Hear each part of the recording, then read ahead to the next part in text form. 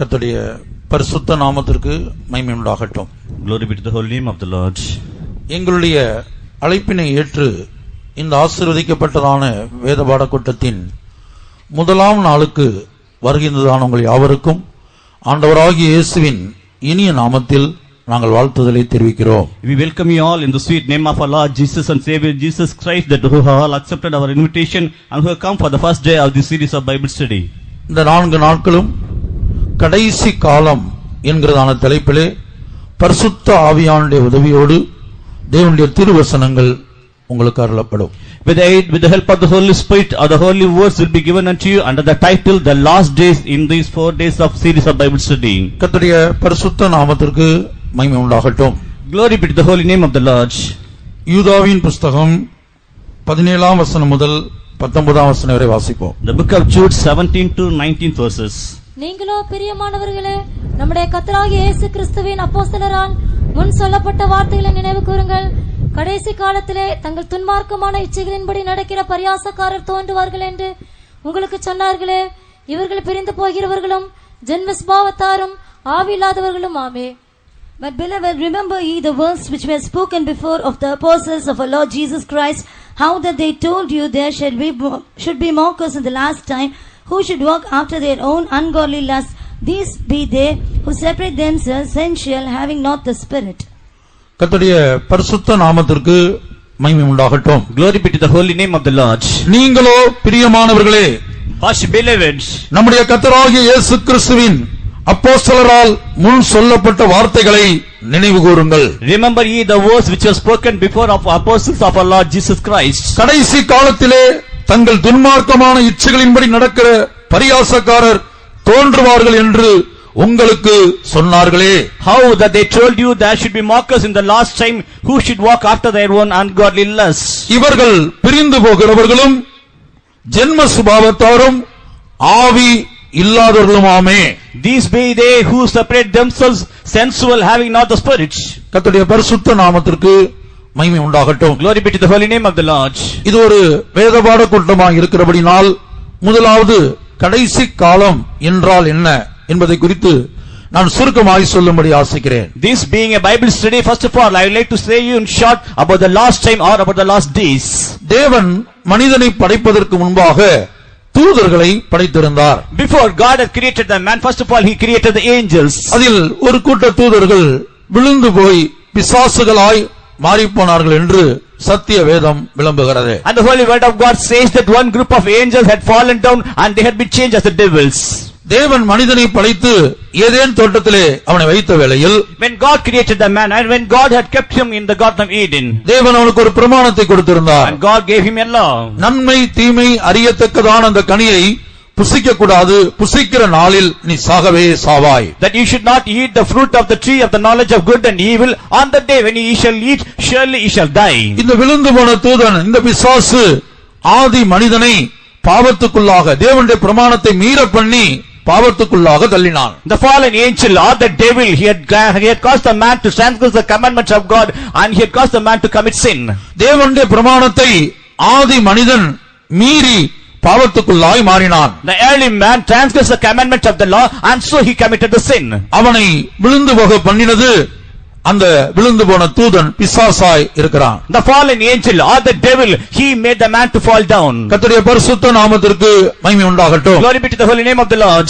வேதம் சொல்லுகிறது, அந்த ஆதி மனிதன் ஒரு மனிதனுடைய பாவத்தின் நிமித்தமாக மொத்த உலகமும் பாவத்துக்குள்ளும் மரணத்துக்குள்ளும் மாறிவிட்டதாக வேதம் சொல்லுகிறது. The word of God says that because of the sin committed by one man or the early man or the first man, so whole of the world had come into the sin.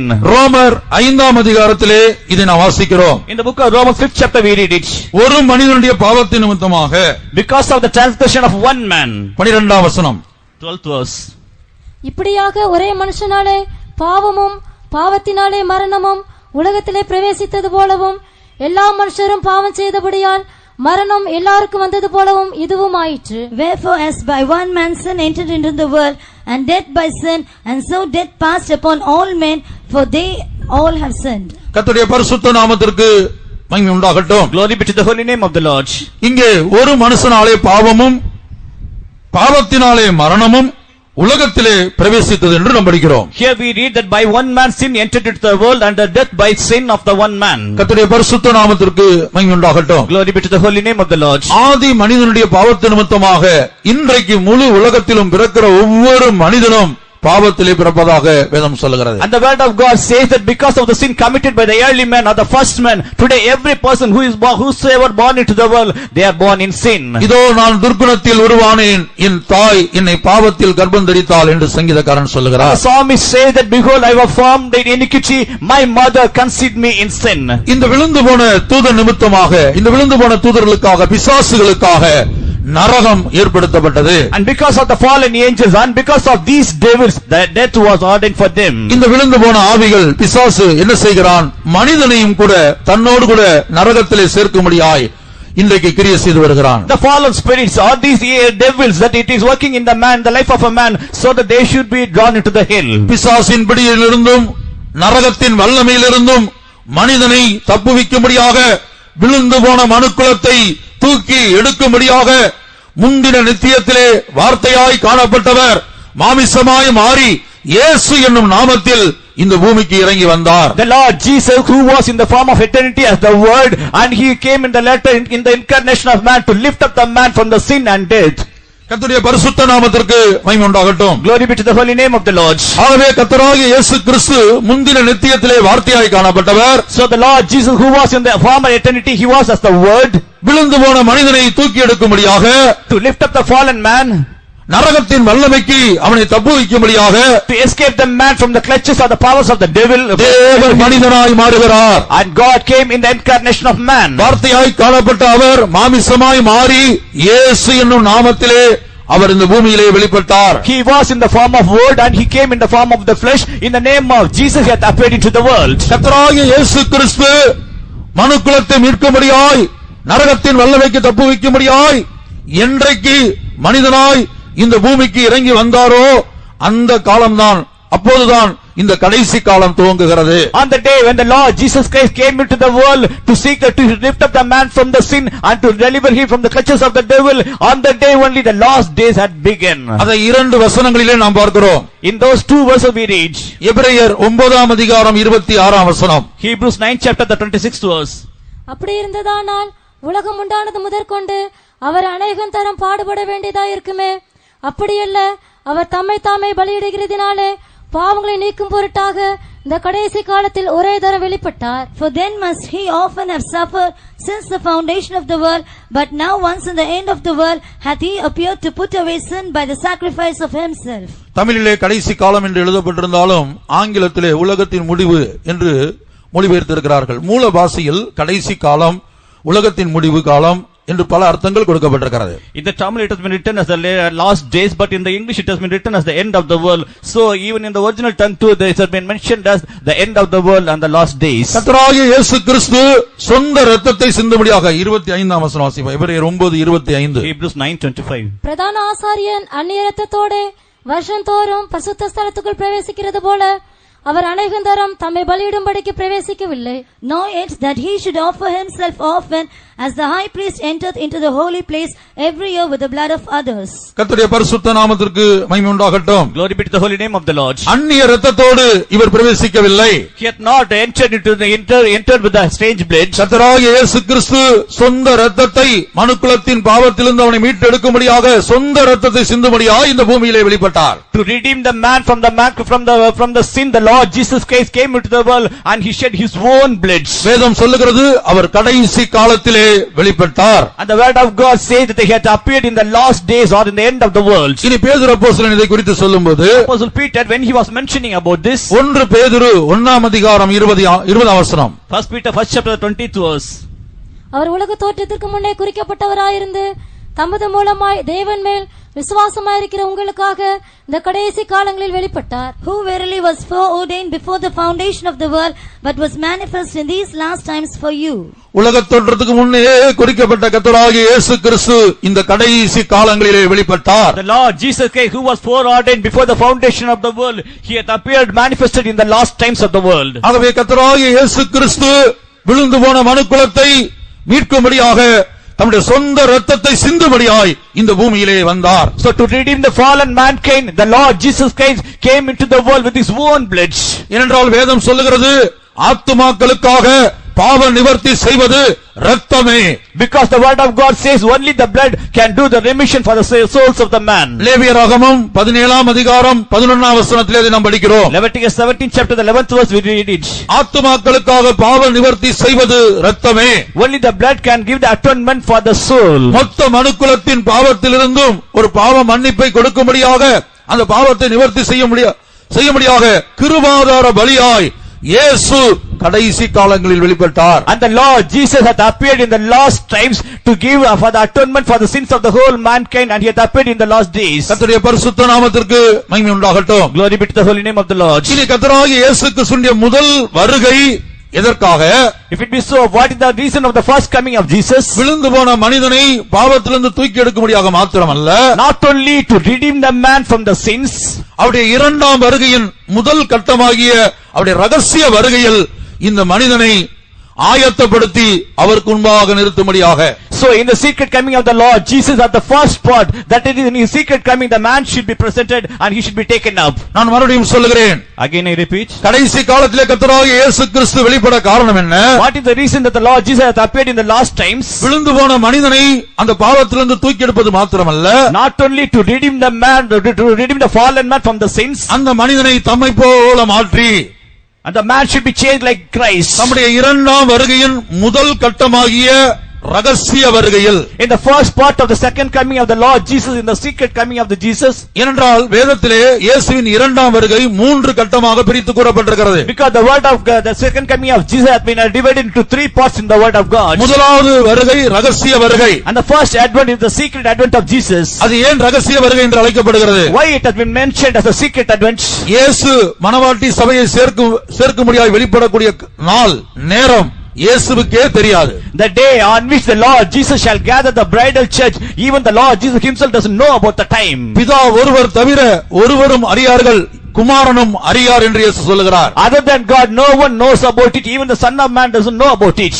ஆகவே மணவாட்டி சபையை ஜெயங்கொண்ட பரிசுத்தவான்களை சேர்க்கும்படியாய் இயேசு வெளிப்படக்கூடிய அந்த நாளோ நாளிகையோ இயேசுவுக்கே தெரியாமல் பிதா அதை ரகசியமாய் வைத்திருக்கிறபடினால் அது ரகசிய வருகை என்று அழைக்கப்படுகிறது. So the day on which the Lord Jesus shall gather the bridal church, all the overcoming saints, the overcoming church, even that day, even the Lord Jesus doesn't know about it, and the Lord God the Father had kept it as a secret, so it has been named as the secret advent of Jesus. இயேசுவின் ரகசிய வருகைக்கு பிற்பாடு இந்த உலகத்திலே 7 வருட உபத்திரவ காலம் உண்டாயிருக்கும். After the secret advent of the Lord Jesus, there will be 7 years of period of tribulation in the world. முதல் 3 வருட உபத்திரவத்தின் முடிவிலே இரத்த சாட்சிகளை சேர்க்கும்படியாக இயேசு மறுபடியும் மேகத்திலே வெளிப்படுகிறார். At the end of the first 3 and of years tribulation, the Lord Jesus will appear in the mid heaven to gather the martyrs. அதை வெளிப்படுத்தும் விசேஷம் 14ஆம் அதிகாரத்திலே படிக்கிறோம். அது அறுவடை என்று அழைக்கப்படுகிறது. In the book of Revelation 14th chapter, it has been mentioned as the harvest.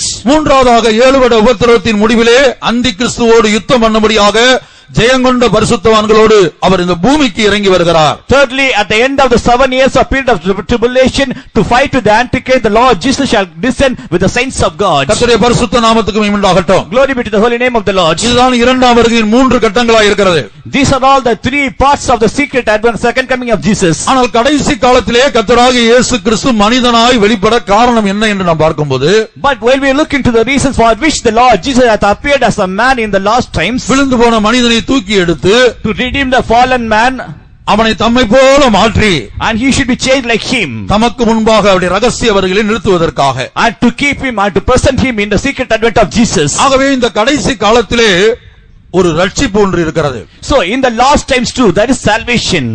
வெளிப்படுத்தின 1 பேதுரு 1ஆம் அதிகாரம் 5ஆம் வசனம். 1 Peter 1st chapter 5th verse. கடைசி காலத்திலே வெளிப்பட ஆயத்தமாக்கப்பட்டிருக்கிற ரட்சிப்புக்கு ஏதுவாக விசுவாசத்தை கொண்டு தேவனுடைய பலத்தினாலே காக்கப்பட்டிருக்கிற உங்களுக்கு அந்த சுதந்திரம் பரலோகத்தில் வைக்கப்பட்டிருக்கிறது. Who are kept by the power of God through faith unto salvation and ready to be revealed in the last time. கர்த்தருடைய பரிசுத்த நாமத்துக்கு உண்டாகட்டும். Glory be to the holy name of the Lord. இங்கே நாம் வாசிக்கிறோம் கடைசி காலத்திலே வெளிப்பட ஆயத்தமாக்கப்பட்டிருக்கிற ஒரு ரட்சிப்பு. Here we read the salvation which shall be revealed in the last time. இது கர்த்தராகிய இயேசுவின் ரகசிய வருகையை காட்டுகிறது. And this signifies about the secret advent of Jesus. கர்த்தராகிய இயேசுவின் ரகசிய வருகைக்கு ஒரு கூட்ட ஜனத்தை அவர் ஆயத்தப்படுத்துகிறார். And the Lord God is preparing one group of people for the secret advent of Jesus. இதுதான் கடைசி காலம் என்கிற அனுபவமாக இருக்கிறது. So this is the experience of the last times. ஒரு பக்கம் தேவனுடைய திரித்துவத்தின் வல்லமை மனிதனை இயேசுவின் ரகசிய வருகைக்கு ஆயத்தப்படுத்தும்படியாய் கிரியை செய்து கொண்டிருக்கிறது. On one side, the triune power of God, it works in the life of a man so that he should be prepared for the secret advent of Jesus. ஆனால் அதே வேளையில் மறுபக்கத்திலே பிசாசின் வல்லமை அந்த கடைசி ரட்சிப்பாகிய அவருடைய ரகசிய வருகைக்கு ஒரு மனிதன் ஆயத்தப்பட முடியாத அளவுக்கு பிசாசின் வல்லமை அந்திகிறிஸ்துவின் வல்லமை இப்போதே உலகத்தில் கிரியை செய்து வருகிறது. But at the very same time, the power of the devil, the power of the secret, power of the antichrist, now itself it works in the life of a man so that he could not be caught up in the coming of Jesus. இந்த கடைசி காலத்திலே இரண்டு அனுபவங்கள் இருக்கிறது. In the last time, there are two experiences. பாவத்தில் விழுந்த மனிதனை பாவத்திலிருந்து தூக்கி எடுத்து தம்மை போல மாற்றி நம்முடைய ரகசிய வரிக்கு ஆயத்தப்படுத்த முடியாய் தேவனுடைய திரித்துவத்தின் வல்லமை ஒரு பகுதியிலே கிரியை செய்கிறது. On one hand, the power of the triune God is working in the life of a man who had fallen into the sin and to lift him up, to redeem him, to change him like Jesus. அதே வேளையில் கடைசி காலத்திலே வெளிப்பட ஆயத்தமாக்கப்பட்டிருக்கிற இந்த ரட்சிப்பை நீங்களும் நானும் அடைய முடியாதபடிக்கு இயேசுவின் ரகசிய வருகையிலே நீங்களும் நானும் எடுத்துக்கொள்ளப்பட முடியாத அளவுக்கு பிசாசின் வல்லமை அந்திகிறிஸ்துவின் வல்லமை இந்த கடைசி காலத்திலே கிரியை செய்து வருகிறது. At the very same time, the power of the devil, the power of the antichrist, now itself it works in the life of a man so that you and I cannot be caught up in the coming of the Lord, or you and I cannot receive the salvation which shall be revealed at the last time. 1 யோவான் 2 அதிகாரம் 18 வசனத்திலே இந்த கடைசி காலத்தில் அந்திகிறிஸ்துவின் வல்லமை கிரியை செய்து வருவதாக நாம் பார்க்கிறோம். In 1 John 2nd chapter 18th verse we read that the power of the antichrist worketh in the last times. பிள்ளைகளே, இது கடைசி காலமாயிருக்கிறது. அந்திகிறிஸ்து வருகிறான் என்று நீங்கள் கேள்விப்பட்டபடி இப்பொழுதும் அநேக அந்திகிறிஸ்துக்கள் இருக்கிறார்கள். அதனாலே இது கடைசி காலம் என்று அறிகிறோம். Little children, it is the last time, and as we have heard that Antichrist shall come, even now are there many Antichrists, whereby we know that it is the last time. பிள்ளைகளே, இது கடைசி காலமாய் இருக்கிறது. Little children, it is the last time. அந்திகிறிஸ்து வருகிறான் என்று நீங்கள் கேள்விப்பட்டபடி, As you have heard that the Lord Antichrist shall come, இப்பொழுதும் அநேக அந்திகிறிஸ்துகள் இருக்கிறார்கள். even now are there many Antichrists. அதனாலே இது கடைசி காலம் என்று அறிகிறோம். Whereby we know that this is the last time. அந்திகிறிஸ்து வருகிறான் என்று நீங்கள் கேள்விப்பட்டபடி, As you have heard that the Antichrist is coming. இது இயேசுவின் ரகசிய வருகை பிற்பாடு வெளிப்பட போகிற முழு உலக தலைவனாகிய அந்திகிறிஸ்துவை காட்டுகிறது. This signifies about the Antichrist who shall be revealed after the secret advent of the Lord Jesus, and who will be the whole leader of the whole world. இப்பொழுதும் அநேக அந்திகிறிஸ்துகள் இருக்கிறார்கள் என்று யோவான் சொல்லுகிறார். But here John said that now itself there are many Antichrists. யோவானுடைய நாட்கள் முதல் முதலாம் நூற்றாண்டு நாளிலிருந்து இன்றைக்கு வரைக்கும் அநேக அந்திகிறிஸ்துகள் இருக்கிறார்கள். Even from the day of John or from the day of the first century, even now there are many Antichrists. அந்த அந்திகிறிஸ்துகள் யார் என்பதை இனி வரக்கூடிய நாளிலே நாம் பார்க்கலாம். And who are these Antichrists? In the later days to come we shall see about it. இப்படி கடைசி காலத்திலே ஒரு பக்கத்திலே தேவன் மனிதனை தம்மை போல மாற்றி நம்முடைய ரகசிய வருகைக்கு ஆயத்தப்படுத்த முடியாத கிரியை செய்து வந்தாலும், it is in this way, on the one side the Lord Jesus is making a man to be caught up in the secret advent of the Lord Jesus, to change him like him. இயேசுவின் ரகசிய வருகையிலே நாம் எடுத்துக்கொள்ளப்பட முடியாதபடிக்கு அந்திகிறிஸ்துவின் வல்லமை இந்த கடைசி காலத்திலே கிரியை செய்து வருகிறது. But the power of the Antichrist, it is working in the last time so that we cannot be caught up in the coming of Jesus. அதில் ஒரு அனுபவத்தை தான் நாம் யூதாவில் வாசிக்க கேட்டோம். Among which one of the experiences that we read in the book of Jude. முதலாவது யூதாவில் உள்ள இந்த அனுபவத்தை நாம் தியானித்துவிட்டு பரிசுத்த ஆவியானவர் சமயம் கொடுத்தால் 1 யோவான் 2:18 சொல்லப்பட்ட அநேக அந்திகிறிஸ்துகளை குறித்து நாம் தியானிக்கலாம். First of all, we shall meditate about the Antichrist which had been mentioned in the Jude, and after that we shall come into the other Antichrists. முதலாவதாக இங்கே யூதாவின் புத்தகத்திலே நாம் வாசிக்கிறோம், கடைசி காலத்திலே தங்கள் துன்மார்க்கமான இச்சைகளின்படி நடக்கிற பரியாசக்காரர் தோன்றுவார்கள் என்று உங்களுக்கு சொன்னார்களே. First of all, we read in Jude 18th verse how that they told you that there should be mockers in the last time. வேதத்திலே பல்வேறு பரியாசக்காரர்களை குறித்து நாம் படிக்கிறோம். In the book of the word of God we read about many mockers. ஆனால் கடைசி காலத்திலே தோன்றுகிற பரியாசக்காரர்கள் எப்படி இருப்பார்கள் என்று இங்கே யூதா அப்போஸ்தலன் குறிப்பிடுகிறார். But here the Jude the apostle, he was mentioning about the mockers who will be revealed at the last time. இந்த கடைசி காலத்திலே தோன்றுகிற பரியாசக்காரர்கள் 3 முக்கியமான அல்லது 3 மிகவும் மோசமான சுபாவம் உடையவர்களாய் இருப்பார்கள். The mockers who shall appear in the last time, they will have 3 different characters or 3 different natures with them. 19ஆம் வசனத்திலே அவர் சொல்லுகிறார், In the 19th verse he says so. இந்த பரியாசக்காரர்கள் கடைசி காலத்திலே தங்கள் துன்மார்க்கமான இச்சைகளின்படி நடக்கிற பரியாசக்காரர் முதலாவது அவர்கள் பிரிந்து போகிறவர்களாய் இருப்பார்கள். First of all, these mockers who shall appear in the last time, they shall separate themselves. இரண்டாவது ஜென்ம சுபாவத்தாராய் இருப்பார்கள். Secondly, they will be of sensual nature. மூன்றாவது ஆவி இல்லாதவர்களாய் இருப்பார்கள். Thirdly, they will not have the spirit in them. கர்த்தருடைய பரிசுத்த நாமத்திற்கு மகிமை உண்டாகட்டும். Glory be to the holy name of the Lord. முதலாவது இன்றைய தினத்திலே இந்த பிரிந்து போகிறவர்களை குறித்து நாம் தியானிக்க போகிறோம். Today, first of all, we are going to meditate about the people who will be separated. இந்த கடைசி காலத்திலே அந்தி கிறிஸ்துவின் வல்லமை இந்த பிரிந்து போகிறதான அனுபவத்தை, இந்த பரியாசக்காரனுடைய சுபாவத்தை நமக்குள் கொண்டு வந்திருக்கிறதா, நமக்குள் அந்த சுபாவம் காணப்படுகிறதா என்பதை திருவசனத்தின் வெளிச்சத்தில் பரிசுத்தாவியுடைய உதவியோடு நாம் தியானிக்க போகிறோம். In the light of the word of God, with the help of the holy words of God, we are going to meditate, or we are going to analyze ourselves whether this antichrist had brought us in the life of the separation in us. பிரிந்து போகிறவர்கள் என்று சொல்லும்போது, when we mention about the people who are separating themselves, முதலாவது தேவனை விட்டு பிரிந்து போகிறவர்கள். first of all, those who do separate themselves from God. இரண்டாவது பரிசுத்தவான்களை விட்டு பிரிந்து போகிறவர்கள். Secondly, the people who are separating themselves from the saints of God. வேதம் சொல்லுகிறது, ஒரு மனிதன் பாவம் செய்யும்போது அந்த பாவமானது தேவனை விட்டு மனிதனை பிரித்து விடுகிறது. And the word of God says, when man is committing the sin, and the sin is separating the man from God. நாம் ஏசாயா தீர்க்கதரிசனத்திலே வாசிக்கிறோம், உங்கள் பாவமே தேவனுக்கும் உங்களுக்கும் நடுவே பிரிவினை உண்டாக்குகிறது. உங்களுடைய அக்கிரமங்களே தேவனுக்கும் உங்களுக்கும் நடுவே பிரிவினை உண்டாக்குகிறது. The book of Isaiah, the prophet, he said that only your sins and iniquities have separated you from God. தேவனை விட்டு இந்த பாவமானது மனிதனை பிரித்து விடுகிறது. This sin is separating man from God. இன்னொரு விதத்தில் சொல்ல போனால், on the other way we can see, தேவனை விட்டு ஒரு மனிதன் பிரியும் போது அவன் நரகத்திலே தள்ளப்பட வேண்டும். when a man separates himself from God, then he should be pushed into the hell. ஏனென்றால் நித்தியத்திலே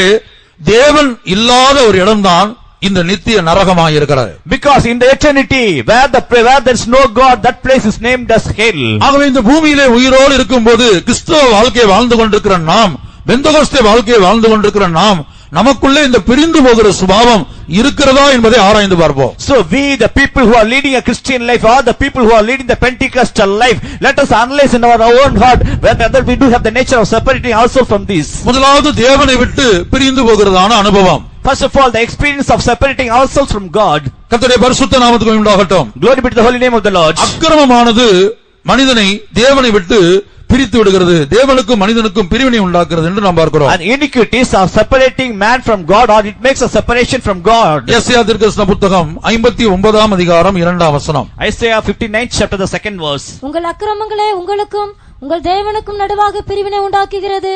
உங்கள் பாவங்களே அவர் உங்களுக்கு செவிகொடாதபடிக்கு அவருடைய முகத்தை உங்களுக்கு மறைக்கிறது. But your iniquities have separated between you and your God, and your sins have hid his face from you, that he will not hear.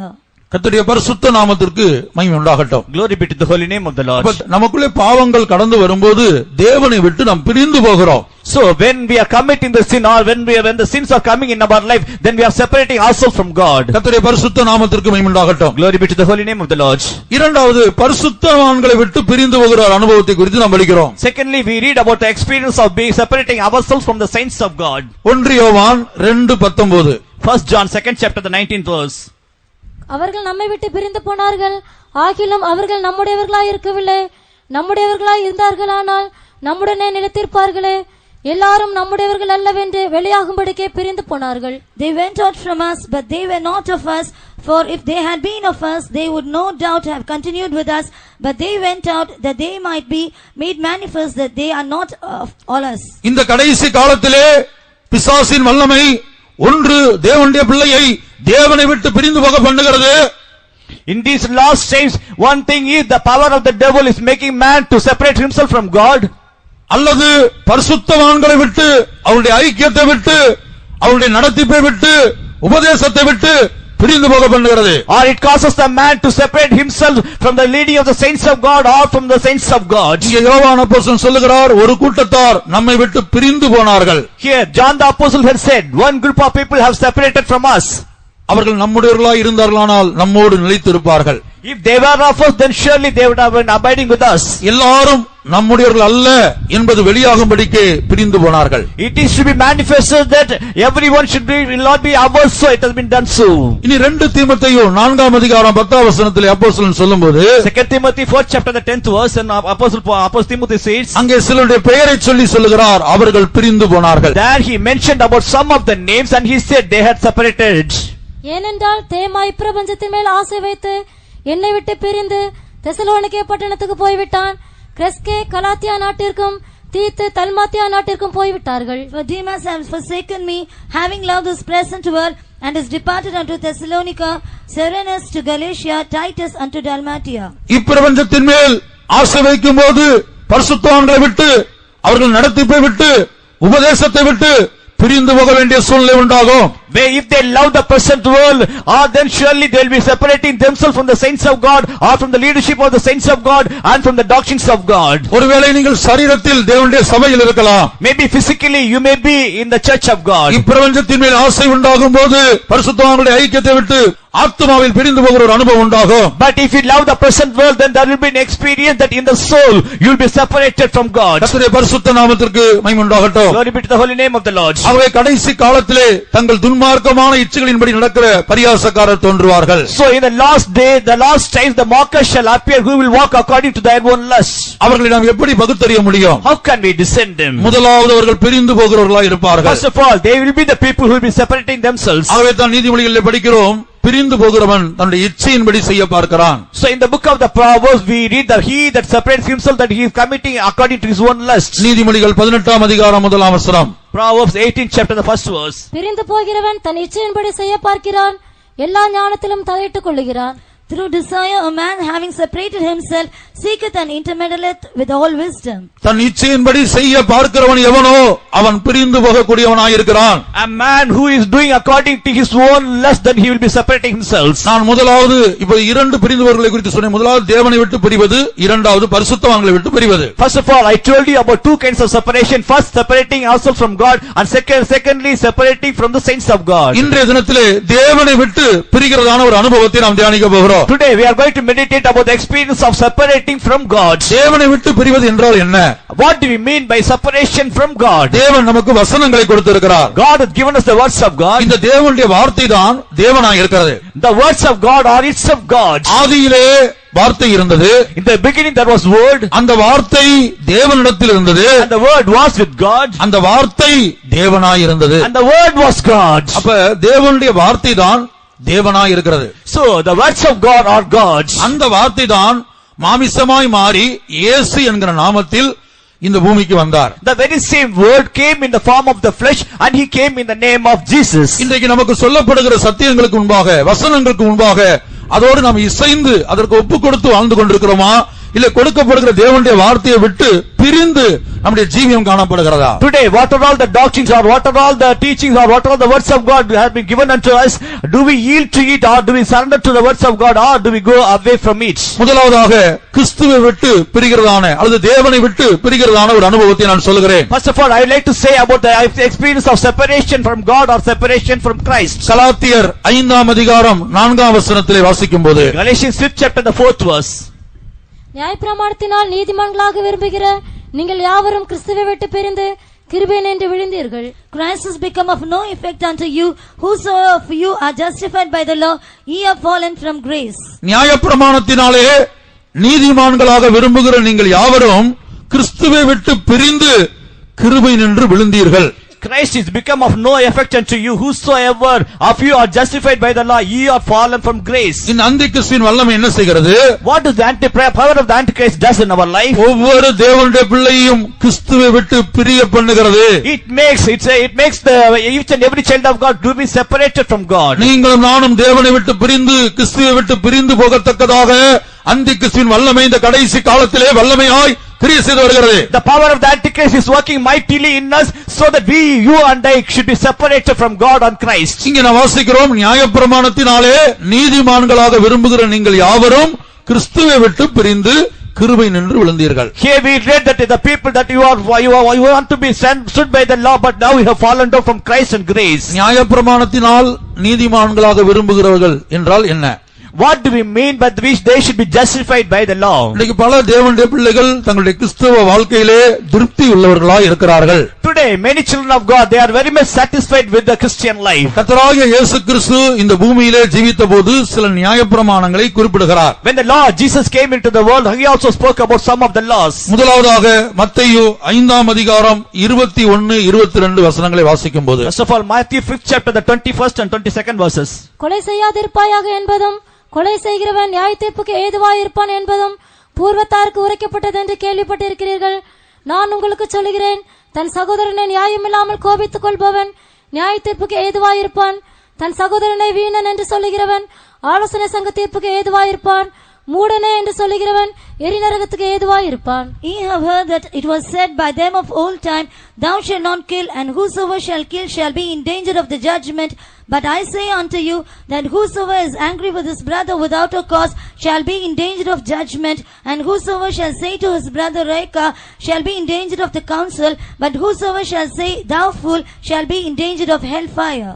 நான் மிகுந்த மனத்தாழ்மையோடு எல்லாருக்கும் சொல்லுகிறேன், இந்த திருவசனத்தை நீங்கள் கவனமாய் கவனிக்க வேண்டும். With great humility that I would like to say to each and every one of you that you must listen attentively to this holy word of God. வேதம் சொல்லுகிறது, நாம் கேட்டவைகளை விட்டு விலகாதபடிக்கு மிகுந்த ஜாக்கிரதையாய் கவனிக்க வேண்டும். And the word of God says that whatever that we heard, that we should not come or we should not transgress it, that we should listen to it attentively. நியாயப்பிரமாணம் சொல்லுகிறது, கொலை செய்யாதிருப்பாயாக. And the law says that thou shalt not kill. இப்ப நம்ம யாரும் சரீர பிரகாரமாக எழுத்தின்படியாக யாரையும் நம்ம கொலை செய்யவே இல்லை. Literally or in the physical way, we have not killed or we have not murdered anyone. அதனால நம்ம நீதிமான்கள் அல்ல. But because of that we are not righteous. அதனால நம்ம பரிசுத்தவான்கள் அல்ல. Because of that reason we are not at all saints. அப்ப வேதம் நம்மிடத்தில் என்ன எதிர்பார்க்கிறது? So what does the word of God expects from us? தேவன் நம்மிடத்தில் என்ன எதிர்பார்க்கிறார்? What does the Lord God expects from us? என்னிடத்திலும் உங்களிடத்திலும் தேவன் என்ன எதிர்பார்க்கிறார்? What does the Lord expect from you and me? இப்ப கொலை செய்யாது இருப்பாயாக என்பது நியாயப்பிரமாணம். The law says that thou shalt not kill.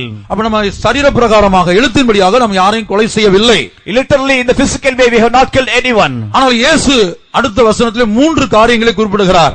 In the next verse the Lord Jesus mentions about 3 things. நீங்க கவனமா இந்த வசனத்தை படித்து பாத்தீங்கன்னா இந்த 3 காரியங்களும் நம்ம பலருக்குள்ள இருக்கும். If we diligently read the word of God, then many of us will possess these 3 natures in us. நான் மறுபடியும் மிகுந்த மனத்தாழ்மையோடு சொல்லுகிறேன், இந்த வசனத்தை நீங்கள் கவனமாய் படித்தீர்கள் என்றால் இந்த இயேசு குறிப்பிடுகிற இந்த 3 காரியங்களும் நம்ம பலருக்குள்ள இருக்கும். With a great humility again I would like to say, if you read the next verse, all the 3 things which have been mentioned by the Lord Jesus here, Jesus Christ here, many of us may possess these natures in us. நியாயப்பிரமாணத்தின்படி சரீர பிரகாரமாக எழுத்தின்படியாக ஒரு மனிதனை கொலை செய்தால்தான் அது கொலை செய்கிற அனுபவம். According to the law, only if you literally or physically kill a man, then it is an experience of killing the another person. ஆனால் இயேசு என்ன சொல்லுகிறார்? But here what does the Lord Jesus say? தன்னுடைய சகோதரனை நியாயமில்லாமல் கோபித்துக் கொள்கிறவன், whosoever is angry with his brother without a cause, நியாய தீர்ப்புக்கு ஏதுவாய் இருக்கிறான், and he shall be in danger of judgment. மறுபடியும் வாசிப்போம். Let us read it again. நான் உங்களுக்கு சொல்லுகிறேன், தன் சகோதரனை நியாயமில்லாமல் கோபித்துக் கொள்பவன் நியாயத்தீர்ப்புக்கு ஏதுவாயிருப்பான். போதும். But I say unto you, that whosoever is angry with his brother without a cause shall be in danger of the judgment. நாம் சகோதரன் மேலோ சகோதரி மேலேயோ நியாயமில்லாமல் கோபித்துக் கொண்டால் நியாய தீர்ப்புக்கு ஏதுவாயிருப்பான் என்று இயேசு சொல்லுகிறார். மறுபக்கத்தில் அது ஒரு கொலையா இருக்கிறது. If we are angry with our brother or sister without a cause, then the Lord says that he is committing a murder, but on the other side he shall be led into judgment. இந்த கடைசி காலத்தில், இந்த கிருபையின் காலத்தில் நம்முடைய சகோதரன் மேல் நியாயமில்லாமல் நாம் கோபப்பட்டால் போதும், நாம் தேவனுடைய பார்வையில் கொலைகாரர்களாய் இருக்கிறோம். In the last time or in the last dispensation of the period of grace, if we are getting angry without any reason with our brother or sister, then we will be for our judgment. தன் சகோதரனை பகைக்கிறவன் மனுஷ கொலைபாதகன் என்று 1 யோவான்ல நாம் படிக்கிறோம். In the book of 1 John we read that whosoever hateth his brother he is a murderer. ஆகவே இயேசு சொல்லுகிறார், நியாயப்பிரமாணத்தின்படி நீ நீதிமானாக விரும்பாதே. So the Lord Jesus said that you should not have the desire to be justified by the law. சரீரத்தில் நான் யாரையும் கொலை செய்யவில்லை என்று அதனால் நான் நீதிமான் என்று எண்ணாதே. Do not think that as I have not committed any murder in the physical way, so you should not think that you are righteous. உன் சகோதரனை நியாயமில்லாமல், சகோதரனையோ சகோதரியோ யாரையோ நீ நியாயமில்லாமல் கோபித்துக் கொள்வாயானால் நீ ஒரு கொலைபாதகனாய் கொலைகாரனாய் காணப்படுகிறாய். If you are angry with your brother or sister without a cause or without a reason, then you shall be a murderer. இப்ப இந்த வசனத்தின்படி நம்ம எத்தனை பேர் இந்த வசனத்துக்கு பயந்து நடுங்கி ஜீவித்துக் கொண்டிருக்கிறோம்? So according to this particular verse, how many of us do tremble before this word of God? இரண்டாவது என்ன சொல்கிறார்? Secondly, what does he say? ஒரு நபர் மற்றொரு நபரை பார்த்து வீணன் என்று சொல்லக்கூடாதாம். A person should not call the other person as a rakam. அந்த வீணன் என்கிற வார்த்தைக்கு மூல பாஷையில் பல அர்த்தங்கள் கொடுக்கப்பட்டிருக்கிறது. And there are many meanings have been given for the words word raka in original tongue. ஒன்றுமில்லாதவன், And a person without anything. நீ ஒன்றுக்கு உதவாதவன், And you are useless. உன்னால ஒரு பிரயோஜனம் இல்ல, There is no use of you. அல்லது நீ உருப்பட போறதில்லை, உன்னால நீ ஒரு உதவாக்கரை, You will not at all be prospering. இப்படிப்பட்ட இந்த வார்த்தைகளை பல சந்தர்ப்பத்திலே நாம் கோபத்திலே பயன்படுத்துகிறோம். So when we get angry, we use many of these words. நாம் சிலரை இவர்கள் ஒன்றுக்கு உதவாதவர்கள் என்று முடிவு பண்ணி வைத்திருக்கிறோம். And we have come to the conclusion about few of the people that they are of useless. அப்ப இயேசு சொல்லுகிறார், நீ வீணன் என்று சொல்லாதே. But the Lord Jesus said here that you should not call others as rakam. மூன்றாவது அவர் என்ன சொல்லுகிறார்? Thirdly, what does he say? மூடனே என்று சொல்லுகிறவன் எரி நரகத்துக்கு ஏதுவாய் இருப்பான். But whosoever shall say, thou fool, shall be in danger of hellfire. எத்தனை பேர் இங்கிலீஷ்ல ஃபூல்னு சொல்றோம் மற்றவர்களை? How many of you we call other people as fools? சிலருக்கு அது பழக்கமாகவே இருக்கும். Some people, it's a very ordinary habit for them to call others as fools. நம்முடைய அனுதின ஜீவியத்தை கவனித்து பாருங்கள்.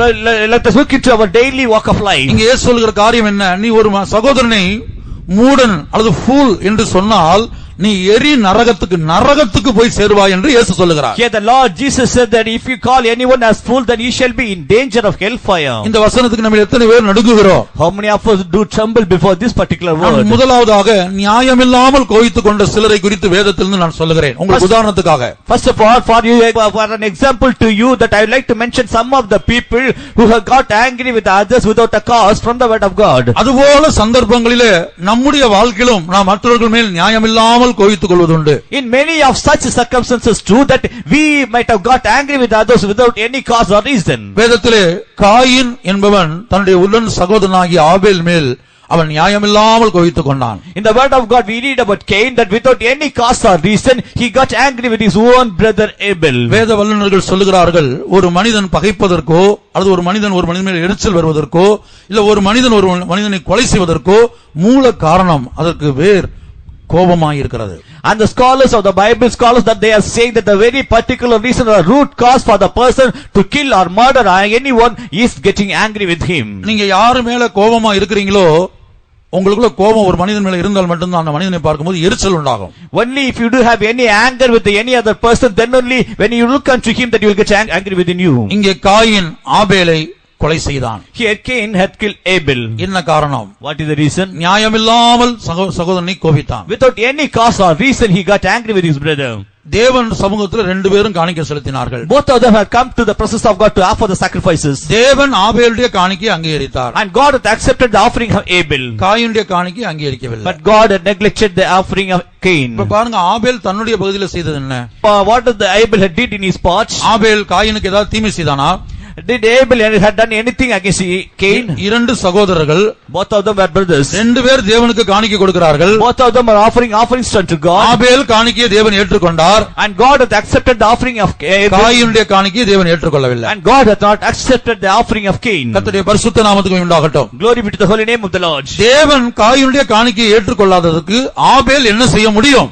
And God hath not accepted the offering of Cain, so what can Abel do for that purpose? இன்றைக்கும் நம்முடைய வாழ்க்கையில் Even in our life too, தேவன் ஒரு மனிதனை ஏற்றுக்கொள்ளும் போது, when God accepts a particular man, அல்லது பரிசுத்தவான்கள் ஒரு மனிதனை உயர்த்தும் போது, or when a saint of God exalts another person, தேவன் ஒரு மனிதனை அங்கீகரிக்கும் போது, when God accepts a particular man, மற்றவர்களுக்கு அவர்கள் மேல் கோபம் வருகிறது. then others are getting angry with other people. இங்கே காயின் என்ன செய்தான்? ஆபேலை கொலை செய்தான். Here Cain had killed Abel. கர்த்தருடைய பரிசுத்த நாமத்திற்கு மகிமை உண்டாகட்டும். Glory be to the holy name of the Lord. இப்ப நம்ம வாசித்த அந்த சம்பவத்தில் மத்தேயு 5ஆம் அதிகாரத்துல இந்த காரியத்தை சொல்லிவிட்டு நியாயமில்லாமல் கோபித்துக் கொள்ளக்கூடாது என்று சொல்லிவிட்டு கீழே இயேசு சொல்லுகிறார், நீ பலிபீடத்திலே காணிக்கை செலுத்த வரும்போது உன் சகோதரனுக்கு உண்மையில் குறை உண்டு என்று நினைவு கூர்ந்தால் முதலாவது என்ன செய்யணும்? உன் சகோதரனிடத்தில் போய் ஒப்புரவாகு, பின்பு வந்து காணிக்கை செலுத்து. Here the Lord Jesus Christ said, if you get angry with your brother, and then the Lord Jesus said, if thou bring thy gift unto the altar, there remember that thy brother hath ought against you. First of all, leave the gift before the altar and go thy way. First be reconciled to thy brother and then offer the sacrifice. நாம் வருடக்கணக்காக இந்த சத்தியத்திலே காணப்படலாம். For many years together, we may be living in this doctrine or the truth. எப்போதும் ஆவியில் நிரம்பிக் கொண்டே இருக்கலாம். Always we may be filled with the Holy Spirit. அந்நிய பாஷையிலே பேசலாம், தீர்க்கதரிசனங்களை சொல்லலாம். Always we may speak in different tongues and we may prophesy also. கர்த்தருடைய பரிசுத்த நாமத்துக்கு உண்டாகட்டும். Glory be to the holy name of the Lord. ஆனால் சகோதரனோடு நமக்கு கசப்பு, வைராக்கியம், வருத்தம் காணப்படுமானால், If we have any bitterness, wrath or anything against our own brothers, எப்படி தேவன் காயினுடைய காணிக்கையை அங்கீகரிக்கவில்லையோ அதுபோல நம்முடைய ஜெபங்களை, ஸ்தோத்திரங்களை, நம்முடைய காணிக்கைகளை தேவன் அங்கீகரிப்பதில்லை. how God hath not accepted the offerings of Cain, in the very same way our praise and our prayers will never be accepted by God. ஏசாயா 1ஆம் அதிகாரத்திலே தேவன் இஸ்ரவேல் ஜனங்களை பார்த்து சொல்லும்போது, The book of Isaiah, the first chapter, the Lord God said unto the Israelites, வீண் காணிக்கைகளை என்னுடைய சமூகத்திலே கொண்டு வர வேண்டாம். do not bring vain offerings into my presence. நீங்கள் தூபம் காட்டுவது எனக்கு அருவருப்பாய் இருக்கிறது. It is an abomination that you are putting incense into my altar. ஏசாயா 1ஆம் அதிகாரம் 13ஆம் வசனம். Isaiah first chapter, the 13th verse. இனி வீண் காணிக்கைகளை கொண்டு வர வேண்டாம். தூபம் காட்டுதல் எனக்கு அருவருப்பாயிருக்கிறது. நீங்கள் அக்கிரமத்தோட ஆசரிக்கிற மாத பிறப்பையும் ஓய்வு நாளையும் சபை கூட்டத்தையும் நான் இனி சகிக்க மாட்டேன். அடுத்த வசனம். உங்கள் மாத பிறப்புகளையும் உங்கள் பண்டிகைகளையும் என் ஆத்துமா வெறுக்கிறது. அவைகள் எனக்கு வருத்தமாயிருக்கிறது. அவைகளை சுமந்து இழைத்து போனேன். Bring no more vain oblations, incense is abomination unto me. The new moons and Sabbaths, the calling of assemblies, I cannot away with. It is iniquity, even a solemn meeting. Your new moons and your appointed feasts my soul hateth. They are a trouble unto me. I am weary to bear them. இந்த இடத்திலே கடந்து வந்த அருமையான தேவனுடைய பிள்ளையே, உனக்கு யார் மேலாகிலும் வருத்தங்களோ, கசப்போ, பகையோ காணப்படுகிறதா? Dear child of God, who have come into this place, do you have any enmity, any hatred or any wrath against anyone else? வருடக்கணக்காக யாருடைய முகத்தையாவது பார்க்க முடியாத நிலவரம் உனக்கு காணப்படுகிறதா? Are you in a particular state whereby which that you are not able to face one other person? அப்சலோமும் தாவீது தகப்பன் Absalom மகனாயிருந்தான். David was the father and Absalom was his one son. ஆனா இரண்டு பேரும் ஒரே வீட்டில் வாசம் பண்ணினார்கள். Both of them were dwelling in the same house. 2 வருஷம் ஒருவர் முகத்தை ஒருவர் பார்க்கவில்லை, ஒருவரோடு ஒருவர் பேசவில்லை. For 2 years they were not facing each other, they were not speaking with each other. 2 வருஷம் ஒருவர் முகத்தை ஒருவர் பார்க்கவில்லை, ஒருவரோடு ஒருவர் பேசவில்லை. For 2 long years they have not faced with each other or they have not spoken with each other. 2 வருஷத்துக்கு பிற்பாடு அப்சலோம் ஒரு முடிவுக்கு வந்தான். After 2 years Absalom had come to a conclusion. நான் ஏன் கேசூரிலிருந்து இங்கே வந்தேன்? Why I have come from Geshur? என் தகப்பன் முகத்தை பாராமல் இருப்பதற்காகவா? Is it not to look upon my face of my father? என் தகப்பனோடு பேசாமல் இருப்பதற்காகவா? Not to speak with my one father? இன்றைக்கு நம்மில் பலரை ஆண்டவர் இந்து குடும்பத்திலிருந்து, ஆர்சி குடும்பத்தில், பல்வேறு குடும்பங்களிலிருந்து கொண்டு வந்திருக்கிறார். Today many of us have been brought from the families of Hindu families and from the Roman Catholic families. நான் ஏன் இந்து குடும்பத்திலிருந்து வந்தேன்?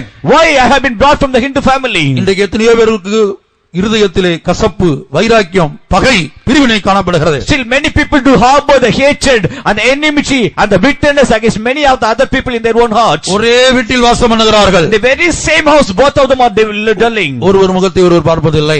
One person will not look into the face of other one. ஒருவரோடு ஒருவர் பேசுவதில்லை. And no one person will not speak to the other one. தாவீதும் அப்சலோமும் அப்படி காணப்பட்டார்கள். 2 வருடம் காணப்பட்டார்கள். David and Absalom were in the particular state for 2 long years. அருமையான தேவனுடைய பிள்ளை, நீ எத்தனை வருடம் மற்றவரோடு பேசாமல் இருக்கிறாய்? A child of God, for how many long years that you are not able to speak with others? அதனால் சம்பவிப்பது என்ன? What shall happen because of that? தேவன் உன்னுடைய ஜெபத்தை அங்கீகரிக்க மாட்டார். The Lord will not accept your prayer. தேவன் நீ கொடுக்கிற காணிக்கையை அங்கீகரிக்க மாட்டார். The Lord will not accept the offering that you may offer unto God. காயினுடைய காணிக்கையை அங்கீகரிக்காதது போல, As God hath not accepted the offering of Cain. நாம் எவ்வளவு ஜெபித்தாலும் உன்னுடைய தூபம் காட்டுவது எனக்கு அருவருப்பா இருக்கிறது என்று கர்த்தர் சொல்றார். However we may pray, however we may offer the praise, even your incense, it is an abomination to me, the Lord says. ஆகவே தான் மத்தேயு 5ஆம் அதிகாரத்தில் இயேசு இந்த சம்பவத்தை சொல்லிவிட்டு கீழே சொல்லுகிறார், நீ முதலாவது போய் உன் சகோதரனிடத்தில் ஒப்புரவாகி பின்பு வந்து எனக்கு காணிக்கையை செலுத்து. So in Matthew 5th chapter, first of all the Lord Jesus narrates about this incident. After that he said, first of all you reconcile with your brother, and after that you come unto me and offer the sacrifice. உங்கள் எத்தனை பேர் இந்த வசனத்தை ஏற்றுக்கொள்ள போகிறீர்கள்? How many of us are able to accept this word? இன்றைக்கே தீர்மானம் பண்ணி எத்தனை பேர் ஒப்புரவாக போகிறீர்கள்? Today how many of you are going to make the determination, and how many of you are going to reconcile? இந்த சத்தியத்தை கேட்ட பிற்பாடும் நாம் யார் மேலாவது கசப்போடு வைராக்கியத்தோடு தொடர்ந்து ஜீவிப்போமானால் நாம் பிரிந்து போகிறவர்களாய் இந்த வசனத்தை விட்டு, இந்த தேவனுடைய வார்த்தையை விட்டு, இந்த வார்த்தையாகிய தேவனை விட்டு பிரிந்து போன கூட்டத்தில் இருக்கிறோம். Still after hearing this particular word of God, still if we are not reconciling with others, then we are the people who are separating ourselves from God and from the word of God and from the saints of God. ஆகவே இந்த இடத்திலே காணப்படுகிற ஒரு தேவனுடைய பிள்ளையாவது காயினை போல இருக்க வேண்டாம். So not even a single child of God who is presented here, we should never be like Cain. கர்த்தருடைய பரிசுத்த நாமத்துக்கு உண்டாகட்டும். Glory be to the holy name of the Lord. நாம மற்றவர்கள் மேல் வருத்தம் வைப்போமானால், And if you harbor anything against others, கசப்பு என்கிற வார்த்தைக்கு மூல பாஷையில் பெக்கியா என்று எழுதப்பட்டிருக்கிறது. for the word bitterness, the original tongue saying pekia, as it has been written. அதனுடைய அர்த்தம் என்னவென்றால் விஷம், poison. The meaning is it is a poison. இப்ப நான் இவர் மேல் கசப்பு வைத்தால், If I have bitterness against this person, இவருக்கு எந்த பிரச்சனையும் இல்ல. he will not have any problem with him. அந்த கசப்பு விஷமா இருக்கிறது. But that bitterness is as a poison. அது என்னை கொன்றுவிடும். It will kill me. என்னை தேவனை விட்டு பிரித்து விடும். It will separate me from God. ஆகவே எபிரேயர்ல படிக்கிறோம், யாதொரு கசப்பான வேர் முளைத்தெழும்பி. So that we read in the book of Hebrew that even the root of bitterness should not come up in us. அது உனக்குள்ள தீட்டை கொண்டு வருகிறது. It shall bring defilement in you. கிருபையை இழக்க பண்ணுகிறது. It will make you to lose the grace. ஆகவே காயினை போல நம்மில் ஒருவரும் காணப்பட வேண்டாம். No one of us should be like Cain. அப்ப காயின் சகோதரன் மேல் நியாயமில்லாமல் கோபித்தான். So Cain had got angry with his own brother without any cause. தேவன் ஆபேலுடைய காணிக்கையை அங்கீகரித்தார். God hath accepted the offering of Abel. காயினுடைய காணிக்கையை அங்கீகரிக்கவில்லை. God hath not accepted the offering of Cain. ஆகவே ஆபேல் தன்னுடைய பகுதியில் காயினுக்கு ஒரு கெடுதலும் செய்யவில்லை. Abel in his own part he hath not committed any evil against his own brother. தேவன் காயினையும் அவருடைய காணிக்கையை அங்கீகரிக்காமல் போனதுக்கு ஆபேல் என்ன செய்ய முடியும்? God hath not accepted the offering of Cain. So what Abel can do for that? ஆகவே சகோதரன் மேல் நியாயமில்லாமல் கோபித்து தன்னுடைய சொந்த சகோதரனை கொலை செய்தான். So he got angry with his own brother without a cause and reason.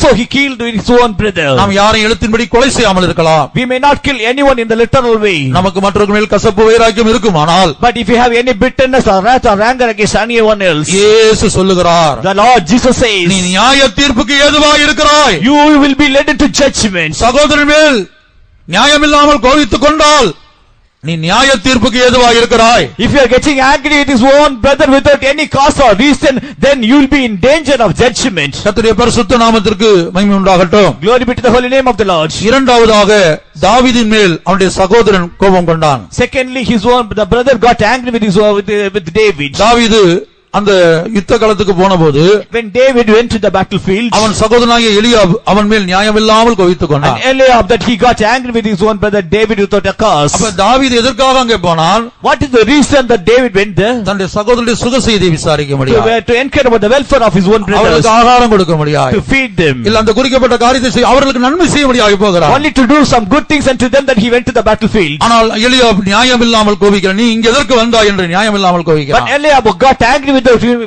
with him without any reason. பல்வேறு சந்தர்ப்பங்களிலே உங்களுடைய வேலை ஸ்தலங்களிலே உங்கள் குடும்பங்களிலே நீங்கள் நியாயமில்லாமல் யார் மேலாவது கோபித்துக் கொண்டிருக்கிறீர்களா? In several circumstances in your family life or in your work field, have you got angry with anyone else without a cause or reason? அனுதின ஜீவியத்தை கவனமாய் கவனித்து பாருங்கள். Let us look very carefully into our daily walk of life. நாம் நியாயமில்லாமல் கோபித்துக் கொள்ளக்கூடிய ஒரு அனுபவம் நம்முடைய வாழ்க்கையில உண்டாயிருக்கிறது. Do we have any experience of getting angry with others without any reason or cause? மூன்றாவதாக ஆமானை குறித்து நாம் படிக்கும்போது, thirdly, when we read about Aman, அங்கே அவன் மொர்தெகாய் மேலே கோபம் கொள்கிறான். there he got angry with Mordecai நியாயமில்லாமல் கோபிப்பது, without a reason. அப்ப அவன் எதற்காக கோபித்தான்? Why he got angry with Mordecai? Mordecai ஆமானை வணங்கவில்லை. Because Mordecai did not bow before Aman. ஆமானை நமஸ்கரிக்கவில்லை. He was not bowing down before Aman. நீங்கள் ஒரு பெரிய கம்பெனில ஒரு பெரிய ஆபீசரா இருக்கலாம். You may be a great high official in a particular company. கர்த்தர் இந்த உலகத்தில் உங்களுக்கு பெரிய ஸ்தானத்தில் வைத்திருக்கலாம். Maybe God maybe put you to a higher position in this world. உங்களுக்கு கீழே வேலை பார்க்கிறவர்கள், and those who are working under or below you, உங்களை விஷ் பண்ணாமல் இருந்தால், உங்களுக்கு வணக்கம் செலுத்தாமல் இருந்தால், if they not wish you or if they do not offer wishes to you, நீங்கள் கவனித்து பாருங்கள். you please listen carefully. அவங்க மேல உங்களுக்கு ஒரு கோபம் வரும். Surely you will get angry with them. ஒரு சுத்திகரிப்பு கூட்டத்தில் ஒரு குறிக்கப்பட்ட விசுவாசி இப்படி அறிக்கை பண்ணினார். In a particular sanctification meeting, one particular believer he confessed in this way. அவர் ஒரு நல்ல ஒரு தேவனுடைய மனிதனாக இருந்தார். And he was a very good man of God. அவர் ஒரு நல்ல ஸ்தானத்தில் இருந்தார். And he was in a very higher position. அவருக்கு கீழே உள்ளவர் இது போல அவரை நமஸ்கரிக்கல, விஷ் பண்ணல, அவர் ஹானர் பண்ணாங்க. One particular person who was working below him, he was not honoring him. கர்த்தருடைய பரிசுத்த நாமத்துக்கு உண்டாகட்டும். Glory be to the holy name of the Lord. அவர் தொடர்ந்து இன்றைக்கு கணம் கிடைக்கும் அல்லது இன்றைக்கு அவங்க நமக்கு நமஸ்கரிப்பாங்க அல்லது வணக்கம் வைப்பாங்கன்னு பார்த்து இருந்தார். அந்த மனிதன் இவரை கணம் பண்ணவே இல்லை. And continuously he was expecting the other person to honor him each and every day, but that particular person was not honoring him or not wishing him daily. உடனே அவர் என்ன செய்தார்? ஒரு சந்தர்ப்பத்தில் அவன் மேல கோபப்பட்டு அவனை ஒரு இடத்துக்கு மாற்றம் கொடுத்து விட்டார். So during a particular incident that he got angry with him and he was transferred to some other place. அது மிகவும் கஷ்டமான ஒரு இடம். It is a very ஒரு difficult கிராமத்தை place. போல பெரிய கிராமத்தை ஒரு கிராமத்தை போன்ற ஒரு அனுபவம். And it is like working in a village. சில வருஷங்களுக்கு பிற்பாடுதான் ஒரு சுத்திகரிப்பு கூட்டத்திலே அவர் கர்த்தரால் உணர்த்தப்பட்டார். After few years back, in a sanctification meeting, that he got this understanding from God. இது போல ஒரு குடும்பத்தில கூட நம் மாமியாரா இருக்கலாம், மருமகள் நம்மை கனம் பண்ணாமல் இருக்கலாம். In the very same way, even in a family, the daughter-in-law may not honor the mother-in-law. கணவனுக்கு கொடுக்க வேண்டிய கணத்தை சில வேளை மனைவி கொடுக்காமல் இருக்கலாம். Sometimes the wife may not give due respect unto the husband. இப்படி பல அனுபவங்கள் இருக்கலாம். It is in this way that there may be several experiences. இதன் நிமித்தமாக நாம் மற்றவர்கள் மேல் கோபப்படக்கூடியவர்களாய் இருக்கிறோம். Because of this that we are getting angry with others. எல்லாரும் நீங்க அப்படி கோபப்படுறீங்க நான் சொல்லல. I am not saying that each and every one of you are getting angry with others like this. பரிசுத்த ஆவியானவருடைய உதவியோடு உங்களுடைய ஜீவியத்தை நீங்கள் கவனித்து பாருங்கள். With the help of the Holy Spirit, that you look into your life carefully. கர்த்தராகிய இயேசு ஒரு முறை இப்படி சொன்னார். Once the Lord Jesus said in this way, சந்தை வெளிகளில் நின்று வந்தனங்களை எதிர்பார்க்காதிருங்கள். and do not stand in the market places and do not expect the wishes from others. அப்ப மனிதன் வந்தனங்களை எதிர்பார்க்கக்கூடியவனாய் So இருக்கிறான். man is always expecting the wishes from others. அந்த வந்தனங்கள் கிடைக்காமல் போகும்போது சமயம் கிடைத்தால் பழி வாங்கக்கூடியவனாய் இருக்கிறான். If he are not wished by other than during the time of opportunity, that he takes some revenge over them. மொர்தெகாய் மேல் ஆமான் நியாயமில்லாமல் கோபம் கொண்டான், அவன் தன்னை வணங்கவில்லை என்பதற்காக. Haman got angry with Mordecai because Mordecai did not bow before him. கர்த்தருடைய பரிசுத்த நாமத்துக்கு உண்டாகட்டும். Glory be to the holy name of the Lord. நான் வேதத்திலிருந்து நியாயமில்லாமல் கோபித்துக் கொண்ட சிலரை நம்முடைய ஜீவியத்தோடு ஒப்பிட்டு பார்க்க முடியாது நான் சொல்லுகிறேன். I like to compare some of the peoples of the life with the word of God, so that we can compare our life with them. அடுத்தபடியாக நேபுகாத்நேச்சார் என்கிற ராஜாவை குறித்து நாம் படிக்கிறோம். Nextly we read about the king called Nebuchadnezzar.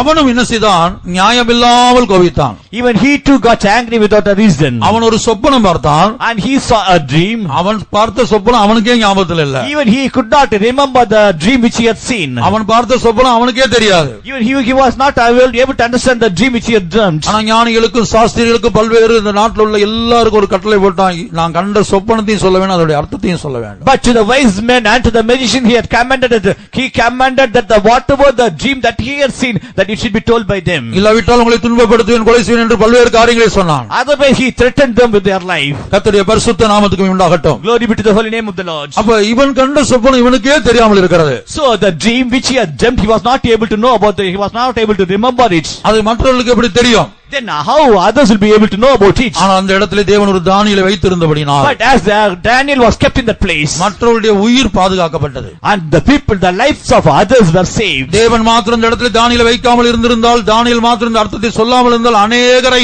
இந்த Nebuchadnezzar கொலை செய்திருப்பான். If Daniel was not kept there, if Daniel was not able to interpret the dream to the king, then many people would have been killed by the king at the place. ஆகவே இயேசு சொல்லுகிறார், தன் சகோதரனை நியாயமில்லாமல் கோபித்துக் கொள்கிறவன் நியாய தீர்ப்புக்கு ஏதுவாக இருக்கிறான். So the Lord Jesus said that a person who gets angry with his own brother without any cause or reason, he shall be in danger of judgment. நாம் ஒரு கடைசி காலத்திலே வந்திருக்கிறோம். We have come in the last times. இந்த வசனத்தோடு நம்முடைய ஜீவியத்தை ஒப்பிட்டு பார்ப்போம். Let us compare our own life with this particular word of God. இந்த வசனத்துக்கு நடுங்க போகிறோமா?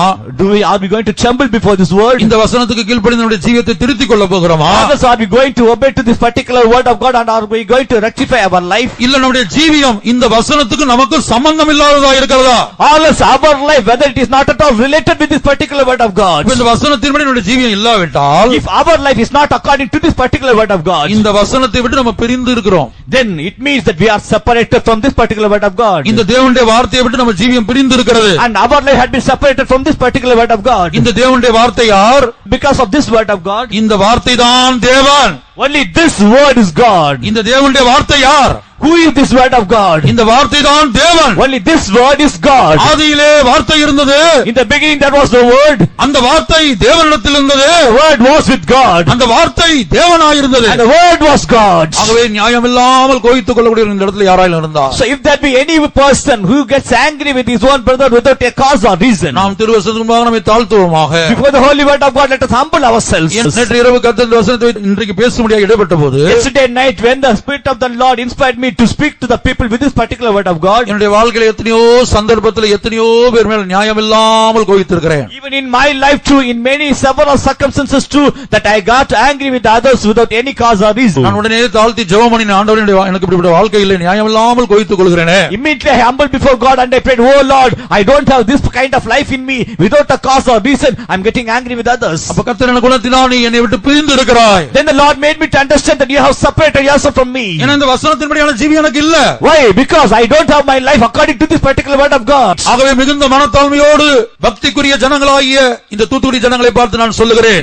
So with much humility, with the devout people of the city of the Tutigan people, that I'm saying unto you, நாம் கடைசி காலத்திலே வந்திருக்கிறோம். we have come in the last times. நம்மை இயேசுவின் ரகசிய வருகையில் அந்த கடைசி காலத்திலே வெளிப்பட ஆயத்தமாக்கப்பட்டிருக்கிற அந்த ரட்சிப்பு இயேசுவின் ரகசிய வருகையில் நீங்களும் நான் எடுத்துக்கொள்ளப்பட முடியாதபடிக்கு, In the secret the coming of the Lord Jesus, the salvation which shall be appeared in the last time, that you and I are not to be caught up in the secret coming of Jesus. நம்மை ஒரு பரியாசக்காரனாய் இந்த பிசாசு மாற்றுகிறான். This devil is making us, changing us as a mocker. இப்ப இந்த வசனத்தை நாம் பரியாசம் பண்ணக்கூடியவர்களா இருக்கிறோம். Now we are at present we are mocking at this particular word of இப்ப இந்த God. வசனத்தின்படி நமக்கு ஜீவியம் இல்லாவிட்டால், If our life is not according to this particular word of God, இந்த வசனத்தை நம்ம பரியாசம் பண்ணுகிறோம். then it is the meaning that we are mocking at this particular word of God. கர்த்தருடைய பரிசுத்த நாமத்துக்கு உண்டாகட்டும். Glory be to the holy name of the Lord. இரண்டாவதாக இயேசு சொல்லுகிறார், Secondly, the Lord Jesus said, வீணன் என்று சொல்லுகிறவன். and the person who calls others as rakam. நம்ம எத்தனை பேரை பார்த்து அவர்கள் வீணர்கள் என்று சொல்லி இருக்கிறோம். How many people that often we have said about them that they are all raka or useless. அத யூஸ்லெஸ் ஃபெல்லோன்னு சொல்லுவோம். We are saying that they are useless fellows. கர்த்தருடைய பரிசுத்த நாமத்துக்கு உண்டாகட்டும். Glory be to the holy name of the Lord. நீங்கள் வேலை ஸ்தலத்திலோ, In your workplace, உங்களுடைய குடும்பத்திலோ, or in a family, அது தேவனுடைய சபையிலோ, or even in the church of God too, யாரையாயிலும் பார்த்து அவர்களால் ஒரு பிரயோஜனம் இல்லை, அவர்கள் ஒன்றுக்கும் உதவாதவர்கள் என்று எண்ணி இருக்கிறீர்களா? have you ever thought about some other people and that they have all useless people? Have you ever thought about like that? மூன்றாவதாக, Thirdly, மூடனே என்று சொல்லுகிறவன். the person who call others as fool. இன்றைக்கு எத்தனையோ பேர் ஃபூல் என்று சர்வசாதாரணமாய் சொல்லுங்க. Pool மாத்திரம் இன்னும் எத்தனையோ வார்த்தைகளை சொல்லுகிறோம். In a very ordinary way, many people call others as fool.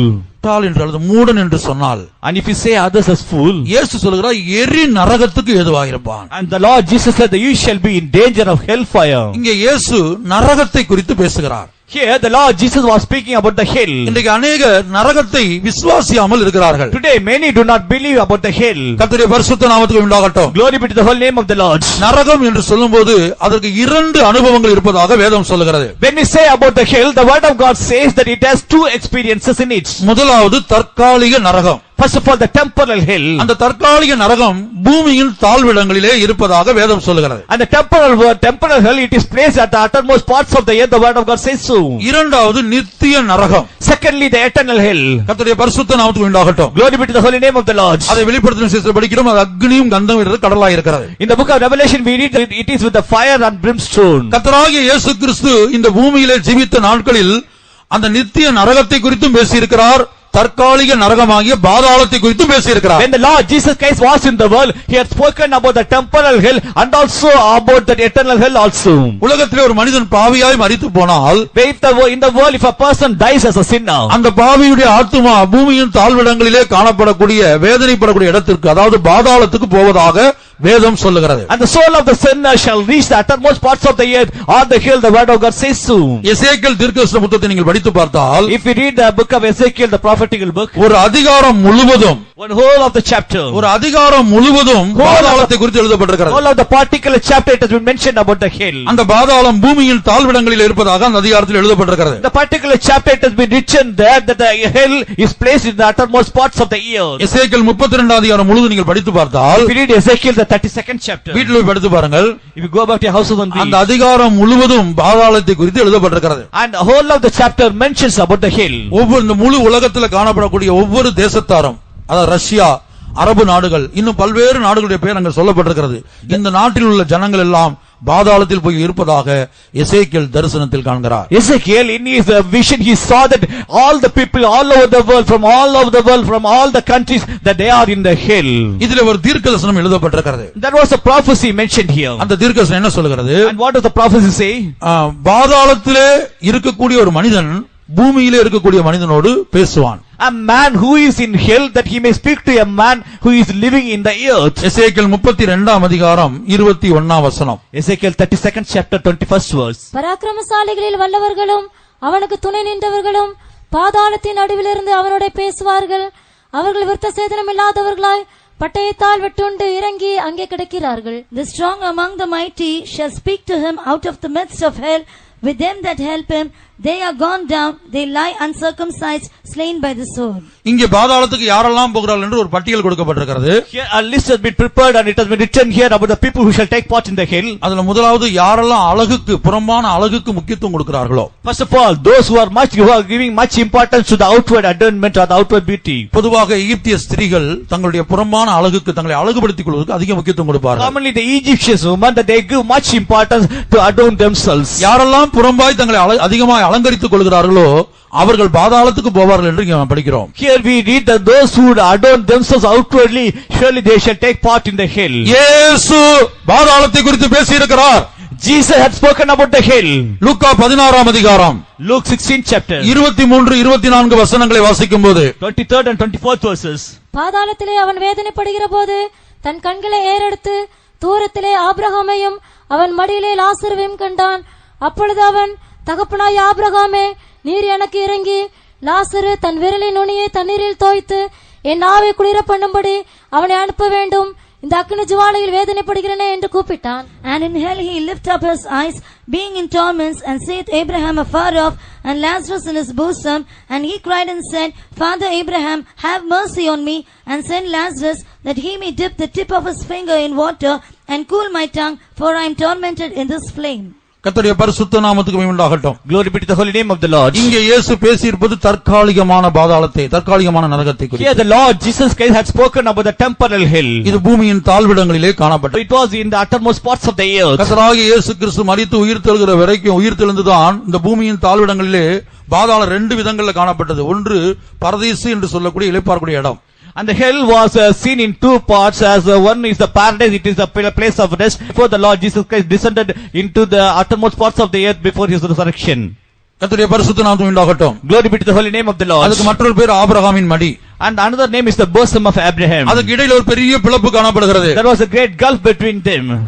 அடுத்து அது நரகம், அந்த பாதாளம் காணப்படுகிறது. Next later the hell is seen there. அது வேதனைப்படக்கூடிய ஸ்தலம். It is a place of torment. அங்க அக்னி ஜுவாலை பற்றி எரிவதாக இந்த வசனத்திலே படிக்கிறோம். In the word of God we read that it will be the flame of fire there. கர்த்தராகிய இயேசு மரித்து உயிர்த்தெழுந்து இந்த பரதீசை என்ன செய்தார்? அவர் நித்தியத்துக்கு மேலே வானத்துக்கு கொண்டு போனார். And the Lord Jesus Christ died and resurrected, and he had taken up this paradise into heaven. இப்ப இயேசு மரித்து உயிர்த்தெழுகிற வரையிலும் இந்த பரதீசு என்ற இளைப்பாறக்கூடிய இடம் பூமியின் தாழ்விடங்கள்ல தான் இருந்தது. So till the time of resurrection, the paradise or the resting place, it was in the hell only. ஆனால் இப்போது பூமியின் தாழ்விடங்கள்ல வேதனைப்படக்கூடிய பாதாளம் மாத்திரம் காணப்படுகிறது. But now in the uttermost parts of the earth or under below the earth, only the place, the tormenting place is there. அப்ப இந்த வேத பகுதியில இயேசு ஒரு ஐஸ்வர்யவான் பாதாளத்துக்கு போனதாக, வேதனைப்படக்கூடிய இடத்துக்கு போனதாக சொல்லுகிறார். In the particular place the Lord Jesus was mentioning about the rich man and about the Lazarus. அவன் வேறு எந்த பாவம் செய்ததாக இயேசு இங்கே சொல்லவில்லை. And he had not committed any sin, the Lord Jesus said. அவன் இரத்தாம்பரத்தை உடுத்தி சம்பிரமமாய் புசித்து குடித்து வாழ்ந்தான். And he was dressed in the purple and he was living a sumptuous living. Abraham சொல்லுகிறார், நீ பூமியில் உயிரோடு இருக்கையில் உன் நன்மைகளை அனுபவித்தாய். Abraham said, while you were alive, then you were experiencing the goodness of the world. அடுத்தவர்கள் சொத்தை தன்னுடைய சொத்து என்று சொல்லி அனுபவிக்கவில்லை. And he has not taken the wealth of others as his own. அடுத்தவர்கள் இடத்தையோ அடுத்தவருடைய பணத்தையோ என்னுடையது என்று சொல்லவில்லை. He has not taken the money or the place of others, and he never said it is of him. தன்னுடைய சொந்த நன்மைகளை தான் அனுபவித்தான். He was experiencing his own good things. சம்பிரமமாய் வாழ்ந்தான். And sumptuous living that he led. அந்த லாசருக்கு ஆகாரம் கொடுக்கவில்லை. But he has not fed that Lazarus. ஏராளமாய் இருந்தது. He had much in plenty. ஆனால் கஷ்டப்படக்கூடிய ஒரு மனிதனுக்கு கொடுக்கவில்லை. He was not showing mercy to a humble person. இயேசு சொல்லுகிறார், அவன் பாதாளத்திலே வேதனைப்படக்கூடிய இடத்துக்கு போனான். அந்த இடம் அக்னி ஜுவாலை உள்ளதா இருந்தது. And the Lord Jesus said that he went into the hell. It was the place of torment, and there the flame of fire was. அப்ப இயேசுடைய வார்த்தையிலிருந்து இந்த பூமியின் தாழ்விடங்களிலே காணப்படக்கூடிய பாதாளம் அது அக்னி ஜுவாலை உள்ளதாக காணப்படுகிறது. So from the words of God we can understand that the place, uttermost parts of the earth where the hell is presented there, it was a place of torment and it was the place of flame of fire. இனி எசேக்கியேல் 32ஆம் அதிகாரத்துக்கு நான் வரும்போது, when we come to Ezekiel 32nd chapter, அங்கே அழகுக்கு முக்கியத்துவம் கொடுத்தவர்கள், there the people who gave much importance to the beauty. எசேக்கியேல் 32:18 32:18. மனுபுத்திரனே, நீ எகிப்தினுடைய ஏராளமான ஜனத்தின் நிமித்தம் புலம்பி அவர்களையும் பிரபலமான ஜாதிகளின் குமார்த்திகளையும் குழியில் இறங்கினவர்கள் அண்டையிலே பூமியின் தாழ்விடங்களில் தள்ளிவிடு. Son of man, wail for the multitude of Egypt, and cast them down, even her and the daughters of the famous nations, unto the nether parts of the earth, with them that go down into the pit. 19ஆம் வசனம்.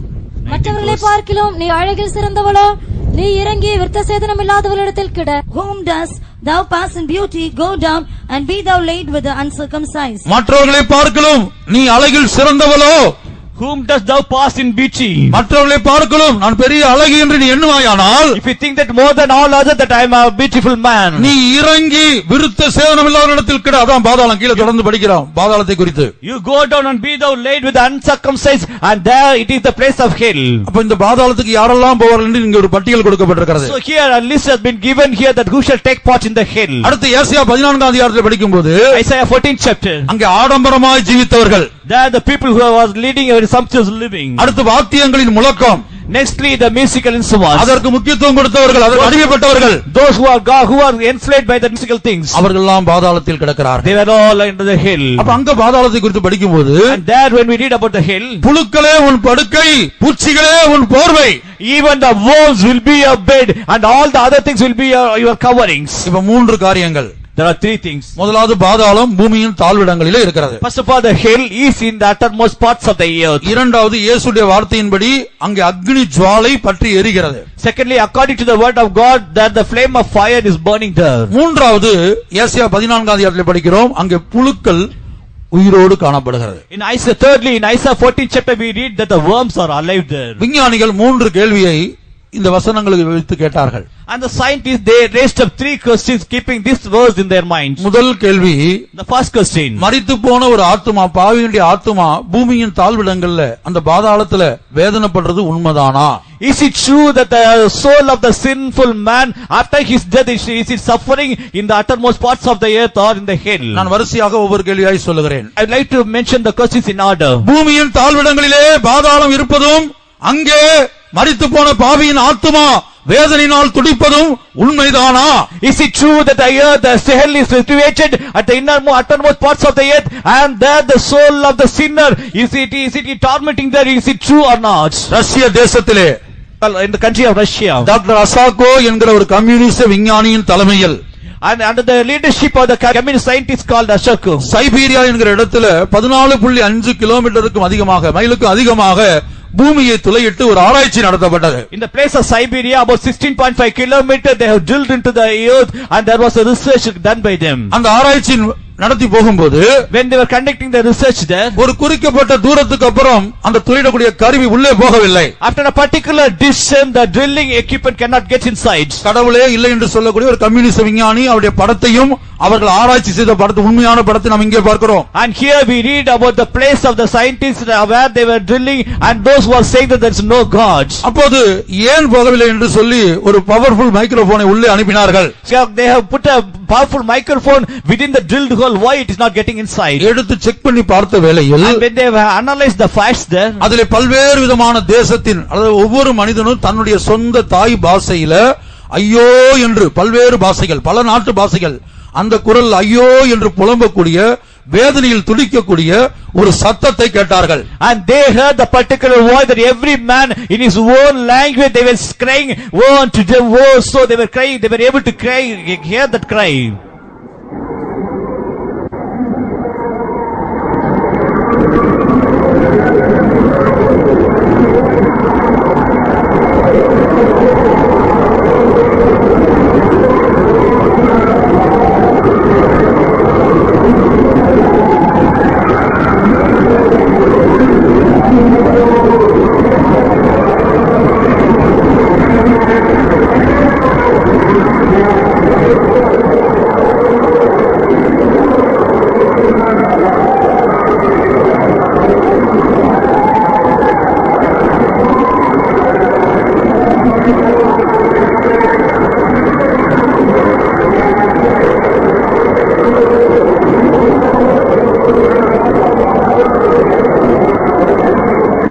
கர்த்தருடைய பரிசுத்த நாமத்துக்கு உண்டாகட்டும். Glory be to the holy name of the Lord. பிரியமானவர்களே, இந்த ஆராய்ச்சியிலே இறங்கிய ஒரு communist விஞ்ஞானியுடைய படத்தை நம்ம இங்கே பார்க்கிறோம். Doctor அசாகோ.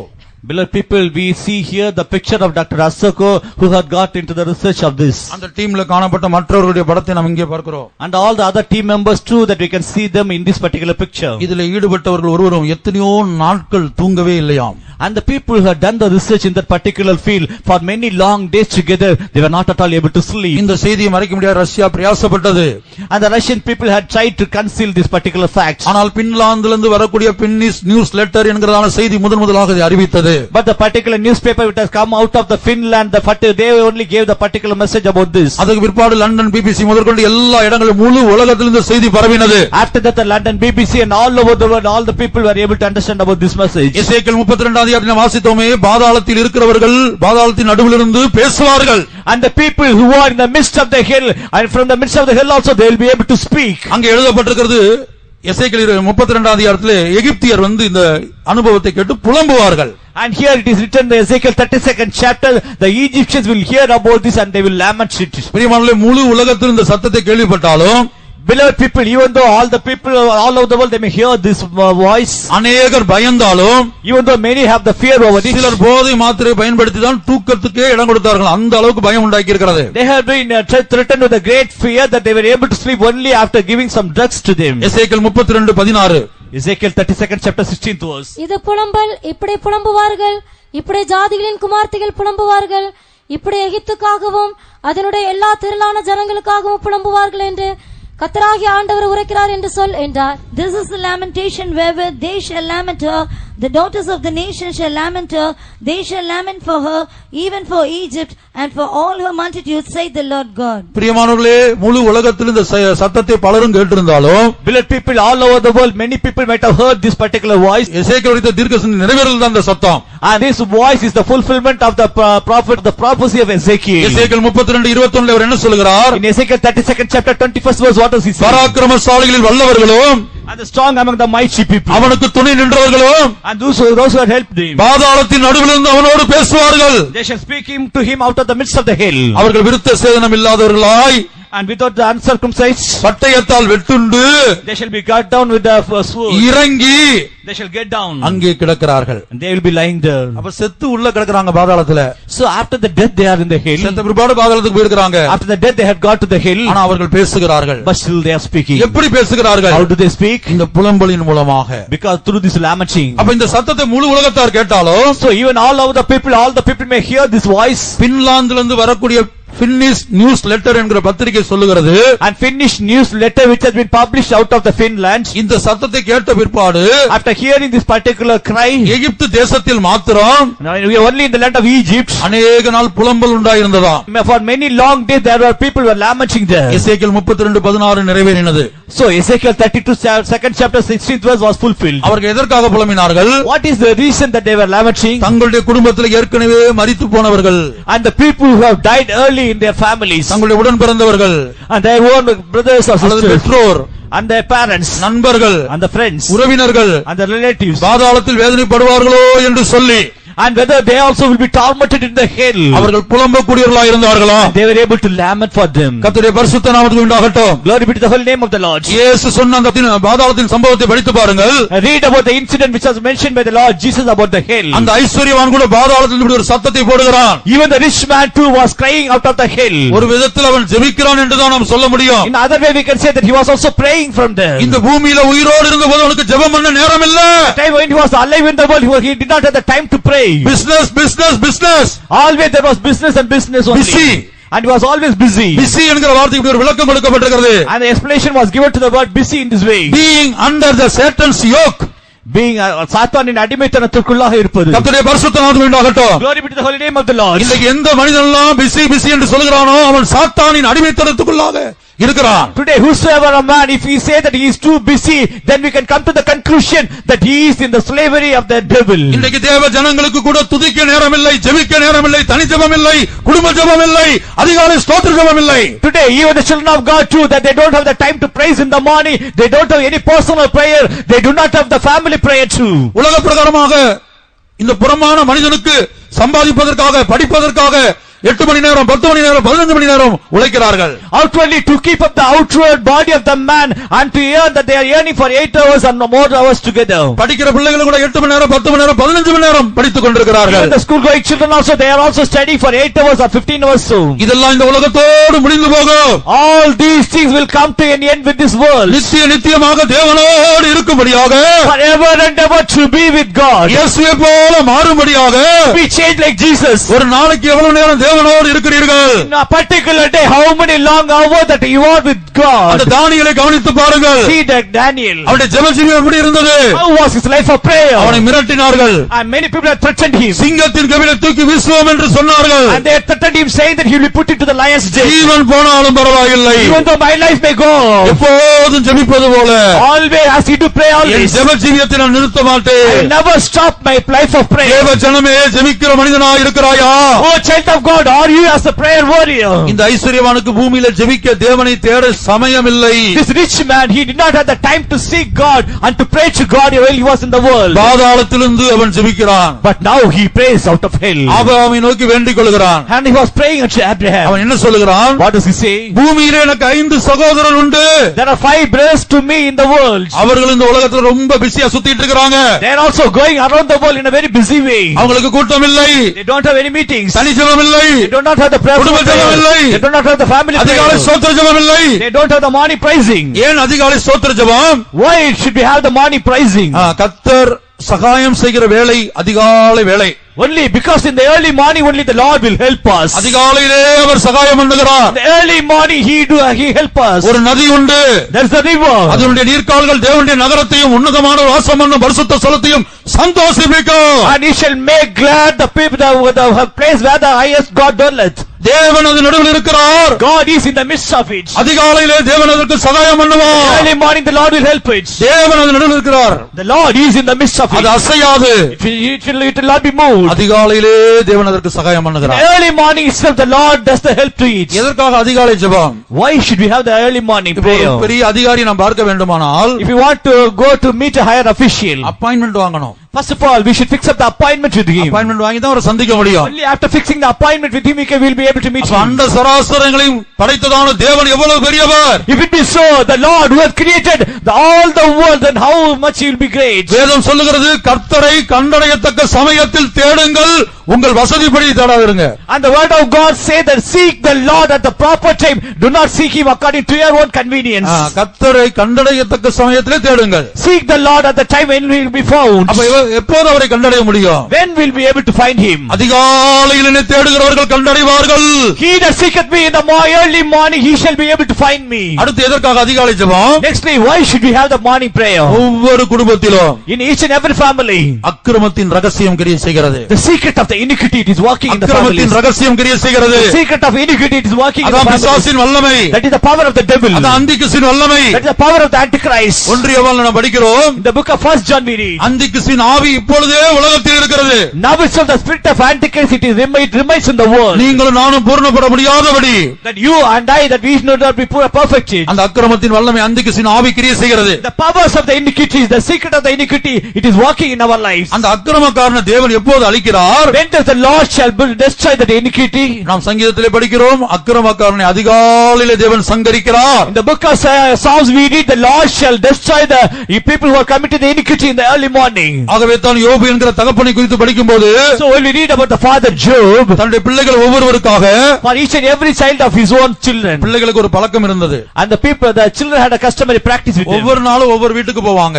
Every day they will go to the house of யார் other வீட்டுக்கு? brothers. ஒரு தகப்பனுடைய பிள்ளைகள். They are all the children of one father. அடுத்தவங்க வீட்டுக்கு போறது இல்ல. They will not go to other houses. அவங்களுக்கு மற்றவங்க உலகத்துல ஃப்ரெண்ட்ஸ் கிடையாது. They do not have the worldly friends. ஒரு தகப்பனுடைய பிள்ளைகள். Because they are all the children of one particular father. ஒருவர் வீட்டுக்கு போய் ஒவ்வொரு நாள் ஒரு வீட்டுல விருந்து. Each and every day one person will call the other family member. There will be a feast arranged for them in their house. தகப்பனுடைய இருதயம் துடிக்கிறது. But how the heart of the father Job, it was tormented for this. இந்த பிள்ளைகள் விருந்து பண்ணும்போது, When they are arranging the feast, ஒருவேளை தேவனை தூசித்து இருப்பார்களோ, maybe they might have blasphemed God in their தேவனை heart. இதயத்திலே பரியாசம் பண்ணி இருப்பார்களோ? They might have mocked God in their hearts. ஆகவே அவன் என்ன செய்வானாம்? So what will he do? ஒவ்வொரு நாள் அதிகாலையிலே Every day early morning, தன்னுடைய பிள்ளைகளுடைய லக்கத்துக்கு தக்கதாக according to the number of his children, சர்வாங்க தகன பலிகளை செலுத்துவானாம். he used to offer the burnt offerings. அருமையான பெற்றோரை பார்த்து நான் சொல்லுகிறேன், To the parent that I am saying, கர்த்தர் உங்களுக்கு அருமையான பிள்ளைகளை கொடுத்திருக்கிறார். God has given you many good children. மனசாட்சி காலத்தில் ஜீவித்த யோபே தன்னுடைய பிள்ளைகளுக்காக அதிகாலையில் எழும்பி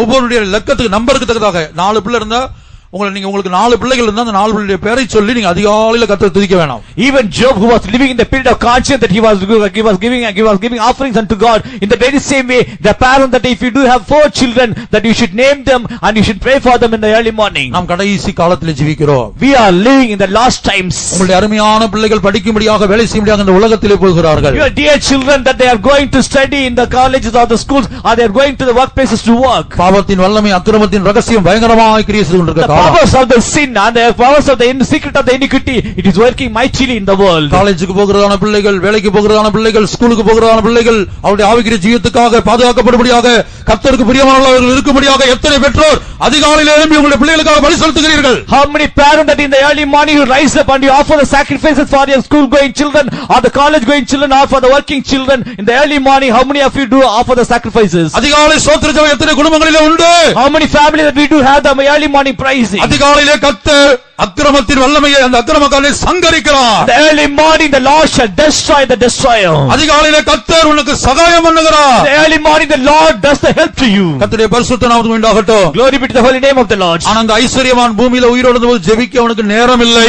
But this particular rich man, while he was alive in the world, he did not have the time to pray. இப்ப பாதாளத்துல போய் கெஞ்சுகிறான். But now he is pleading after going to hell. எனக்கு 5 சகோதரர்கள் உண்டு. Oh, I have 5 brothers. அவர்கள் ஒருவராயிலும் இந்த இடத்துக்கு வரக்கூடாது. None of them should come to this place. பிரியமானவர்களே, இந்த ரோட்ஸ் காலனி சபையில இந்த கூட்டங்களுக்காக எத்தனையோ நாள் ஜெபம் நடந்தது. Beloved people, in the Roach Colony Faithom also that there might have been prayers for many long days for this particular Bible study. இந்த கூட்டம் நடந்து கொண்டிருக்கும் போது நம்முடைய கனம்பொருந்தின பரிசுத்தவான்கள் சொன்னார்கள், இன்றைக்கு இரவு முழு இரவு ஜெபம் இருக்கிறது. Even at the time of the meeting also the saint of God has said that there will be whole night prayer in the today. கர்த்தருடைய பரிசுத்த நாமத்துக்கு உண்டாகட்டும். Glory be to the holy name of the Lord. நாளைக்கு பகலும் ஜெபம் இருக்கிறது. Tomorrow morning also there is a prayer. இப்படி இந்த கூட்டத்துக்காக ஜெபத்தை பரிசுத்தவான்கள் நடத்தி கொண்டிருக்கிறார்கள். It is in this way the prayer meetings are being held for this particular Bible studies. ஆனா நம்முடைய கண்களுக்கு தெரியாமல், But without our understanding before இந்த the eyes, பூமியின் தாழ்விடங்களிலே in the uttermost parts of the earth, அந்த வேதனையில் அக்னி ஜுவாலையில துடித்துக் கொண்டிருக்கிற ஆத்துமாக்கள் இந்த தூத்துக்குடி பட்டணத்தின் ரட்சிப்புக்காக ஜெபித்துக் கொண்டிருக்கிறார்கள். also are praying for the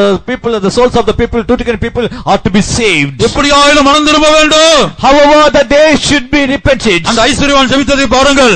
See the prayer of the rich man. பூமியிலே 5 சகோதரர்கள் எனக்கு உண்டு. Oh, I have 5 of my brothers in the world. ஒருவரும் நான் வேதனைப்படக்கூடிய இந்த அக்னி ஜுவாலைக்கு வரக்கூடாது. None of them should come to the place of tormenting or the place of fire where I am being tormented. அருமையான தேவ ஜனமே, Dear children of God, தேவன் உன்னை அன்போடு அழைக்கிறார். God calls you with the love. நம்முடைய ஜீவியத்தை நாம் நிதானித்து பார்ப்போமாக. To analyze our own life. ஒரு ஜெப ஜீவியம் நமக்கு தேவையாயிருக்கிறது. We need the life of prayer. கடைசி காலத்திலே வந்திருக்கிறோம். We have come in the last times. ஜெபித்தது நிமித்தமாக சிங்கத்தின் கெபிலே தானியேலை தூக்கி போட்டார்கள். Because of the prayer, life of prayer, Daniel was put into the lion's den. அந்த வாலிபனுக்கு இருந்த வைராக்கியத்தை பாருங்கள். See the zeal that the young man had. அருமையான வாலிப சகோதரனே, சகோதரியுடைய ஜெப ஜீவியம் எப்படி இருக்கிறது? Young brother, young sister, how is your life of prayer? நீ தேவனோடு இணைந்திருக்கிறாயா? Are you dwelling with God? பிரிந்து போகிறவர்கள் என்றால் The person who are separating from God means ஜெபம் தான் மனிதனையும் தேவனையும் இணைக்கிறது. only the prayer unites man with God. யார் யாருடைய வாழ்க்கையெல்லாம் ஜெப ஜீவியம் இல்லையோ, Whosoever in their life they do not have the life of prayer in them, அவர்கள் பிரிந்து போகிறவர்களாக இருக்கிறார்கள். தேவனை விட்டு பிரிந்து இருக்கிறார்கள். they are separated from God and they are being separated from God. கடைசி காலத்திலே தங்கள் துன்மார்க்கமான இச்சைகளின்படி நடக்கிற பரியாசக்காரர்கள் தோன்றுவார்கள். There shall be mockers who shall appear in the last times, who shall walk according to their ungodly lusts. அவர்கள் பிரிந்து போகிறவர்களாக இருப்பார்கள். They will be the people who are separating. தேவனை விட்டு பிரிந்து போகிறவர்களாக இருப்பார்கள். They are the people who will be separated from God. இன்னைக்கு अनेक குடும்பங்களில் ஜெபம் இல்லை. Today in many families there is no prayer. தனிப்பட்ட விதத்திலே உனக்கும் தேவனுக்கும் ஐக்கியம் உண்டா? Do you have the personal fellowship with God? உன்னத பாட்டின் புத்தகத்தில் நாம் படிக்கிறோம். The book of Songs of Solomon we read. மணவாளன் மணவாட்டியை பார்த்து சொல்லுகிறார், The bridegroom says unto the bride, தோட்டங்களில் வாசம் பண்ணுகிறவளே, தோழர்கள் சத்தத்தை கேட்கிறார்கள். and the people who are dwelling in the garden, even your friends are hearing your voice. இந்த சபைதான் தேவனுடைய தோட்டமாக இருக்கிறது. This church is the garden of God. இன்னைக்கு மணவாட்டியாய் மாறப் போகிற தேவ ஜனம் இந்த சபைக்குள்ளே வாசம் பண்ணி கொண்டிருக்கிறது. Today the people who shall be changed as the bride, they are dwelling in this garden. இந்த இடத்துல கடந்து வந்தவங்க ஒவ்வொருத்தருக்கும் ஒவ்வொரு விதமான பிரச்சனை. Each and everyone who have come to this meeting, everyone have their own problems. பலருக்கும் பல பிரச்சனைகள். Many people have their own many different problems with them. ஆனா அந்த பிரச்சனைகளை முழங்கால் படியிட்டு தேவ சமூகத்துல தேவனுக்கு தெரியப்படுத்துறீங்களா? But first of all, do you kneel down in the presence of God? Do you make it known unto God? இன்றைக்கு அநேக தங்களுடைய பிரச்சனைகளை எல்லா இடத்திலும் சொல்வார்கள். Today many people will say about all of their problems to many other people. நண்பர்களிடத்திலே சொல்வார்கள். They will say it, they will share it to the friends. உறவினர்களிடத்திலே சொல்வார்கள். They will say it to the relatives. பலரிடத்திலே சொல்வார்கள். To many people they will be saying it. ஆனால் மணவாளன் சொல்லுகிறார், but the bridegroom says, தோட்டங்களில் வாசம் பண்ணுகிறவளே, தோழர் உன் சத்தத்தை கேட்கிறார்கள், நானும் அதை கேட்கட்டும். He that dwelleth in the garden, that many friends of you are hearing it, let me also hear your voice. உன்னத பாட்டு 8:13. Songs of Solomon 8:13. தோட்டங்களில் வாசம் பண்ணுகிறவளே, தோழர் உன் சத்தத்தை கேட்கிறார்கள், நானும் அதை கேட்கட்டும். Thou that dwellest in the gardens, the companions hearken to thy voice, cause me to hear it. கர்த்தருடைய பரிசுத்த நாமத்துக்கு உண்டாகட்டும். Glory be to the holy name of the Lord. என்னுடைய மகனே, மகளே, Oh my son, my daughter, உன் பிரச்சனைகளை நீ மற்றவர்களிடத்திலே சொல்லுகிறாய். you are saying all of your problems to others. உன் தேவைகளை மனிதர்களிடத்திலே சொல்லுகிறாய். You are saying your needs to many others. நீ சந்திக்கிற போராட்டங்களை மற்றவர்களிடத்திலே சொல்லுகிறாய். Whatever the struggle that you do face, that you are sharing it to others. நீ என்னிடத்திலே பேசுகிறது இல்லையே. But you are not speaking to me. அதான் தோழர் உன் சத்தத்தை கேட்கிறார்கள். So the companions do hear their voice. என்னோடு நீ பேச மாட்டாயா என்கிற ஏக்க சத்தத்தோடு இயேசு அருகே உலாவிக் கொண்டிருக்கிறார். Lord Jesus is moving in your midst, saying that will you not speak to me? யெப்தாவை எடுத்துக்கொள்ளுங்கள். Take Jephthah. அவனை குறித்து நாம் படிக்கிறோம். About him we see தன் காரியங்களை எல்லாம், all of his efforts. மிஸ்பாவிலே கர்த்தருடைய சந்நிதியிலே சொன்னான். He said all of his efforts are the matters in Mizpah, that is in the presence of God. யெப்தாவுடைய ஜீவிதத்திலே பல்வேறு பாதையில் அவன் நடத்தப்பட்டான். In the life of Jephthah, he was led into many different அவன் ways. நிந்தைகள் வழியாய் நடத்தப்பட்டான். And he was led into reproaches. அவனுடைய வாழ்க்கையில் பலமும் இருந்தது, பலவீனமும் இருந்தது. And there was a strength and weakness in his life. அவன் தன்னுடைய காரியங்களை எல்லாம் மிஸ்பாவிலே கர்த்தருடைய சன்னிதானத்திலே சொன்னான். But he said all of his matters into the presence of God or in Mizpah. ஆகவே அருமையான தேவனுடைய பிள்ளையே, இந்த கடைசி காலத்திலே தேவனையும் உன்னையும் தேவனையும் என்னையும் இணைக்கிற ஒரே அனுபவம் ஜெபஜீவியமாக இருக்கிறது. So dear child of God, in these last times only one experience which shall unite you and me is only the life of prayer. நீ எந்த நிலவரத்தில் வந்திருந்தாலும் சரி, In whatever stage that you might have come here, உன் பிரச்சனை எதுவாக இருந்தாலும் சரி, whatever may be a problem, உன் தோல்வி எதுவாக இருந்தாலும் சரி, whatever may be a defeat, உன் தேவை எதுவாக இருந்தாலும் சரி, whatever may be your needs, நீ இயேசுவினிடத்திலே சொல்வாயாக. say it unto Jesus. யெப்தா தன் காரியங்களை எல்லாம் மிஸ்பாவிலே கர்த்தருடைய சன்னிதானத்திலே சொன்னது போல, As Jephthah had said all of his efforts are the matters unto God in the place of Mizpah or in the presence of God. நியாயாதிபதிகள் 11:11. Judges 11th chapter the 11th verse. அப்பொழுது யெப்தா கீலேயாத்தின் மூப்பரோடே கூட போனான். ஜனங்கள் அவனை தங்கள் மேல் தலைவனும் சேனாபதியுமாக வைத்தார்கள். யெப்தா தன் காரியங்களை எல்லாம் மிஸ்பாவிலே கர்த்தருடைய சந்நிதியிலே சொன்னான்.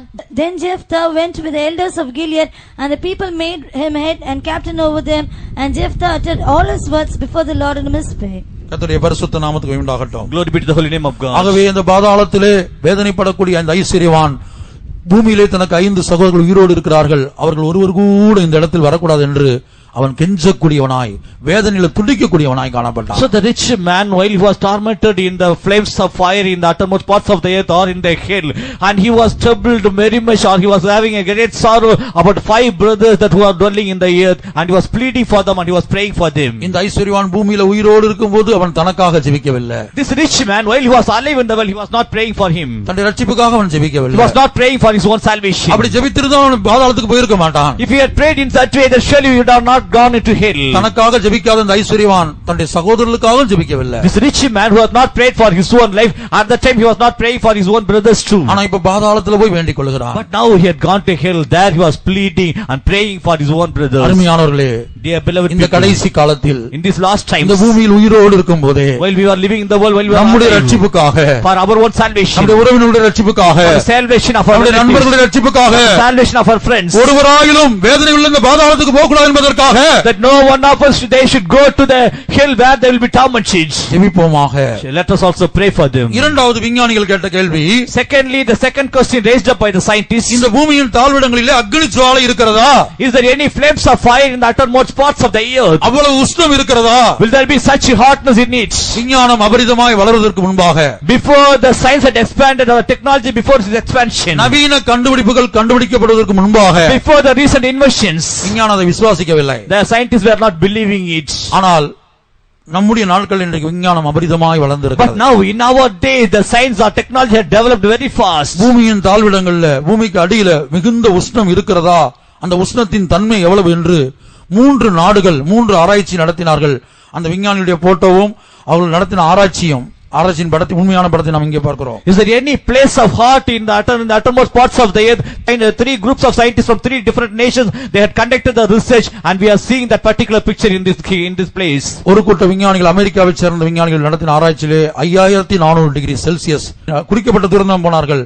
5400 டிகிரி செல்சியஸ் வெப்பநிலை காணப்படுகிறது. One group of scientists belonging to American land, that they were able to research over the land, and they were able to see about 5400 degrees Celsius in the uttermost parts of the earth. 5400 degree செல்சியஸ்ல மனிதனுக்கு எப்படி இருக்க முடியும்? How can a man be in the 5400 degrees Celsius? கடைசியாக நடத்தப்பட்ட ஆராய்ச்சியின் படத்தை நாம் இங்கே பார்க்கிறோம். அவர்கள் சொல்லுகிறார்கள் 7000 டிகிரி செல்சியஸ் வெப்பநிலை Here we காணப்படுகிறது. see about another picture which was conducted at the very last days, and there they are saying that there was about 7000 degrees Celsius in the uttermost parts of the earth. கர்த்தருடைய பரிசுத்த நாமத்துக்கு உண்டாகட்டும். Glory be to the holy name of the Lord. அப்ப பூமியின் தாழ்விடங்கள்ல ஒரு பெரிய உஷ்ணம், வேதனைப்படக்கூடிய அக்னி இருப்பதாக இன்றைக்கு விஞ்ஞான உலகம் ஏற்றுக்கொண்டிருக்கிறது. So even the world of the scientists do accept that there is a great place of heat even at the uttermost parts of the earth. மூன்றாவது விஞ்ஞான உலகம் கேட்ட கேள்வி, Thirdly, the scientists had asked this question: இவ்வளவு அக்னி உள்ள உஷ்ணத்துல புழுக்கள் உயிரோடு இருக்குமா?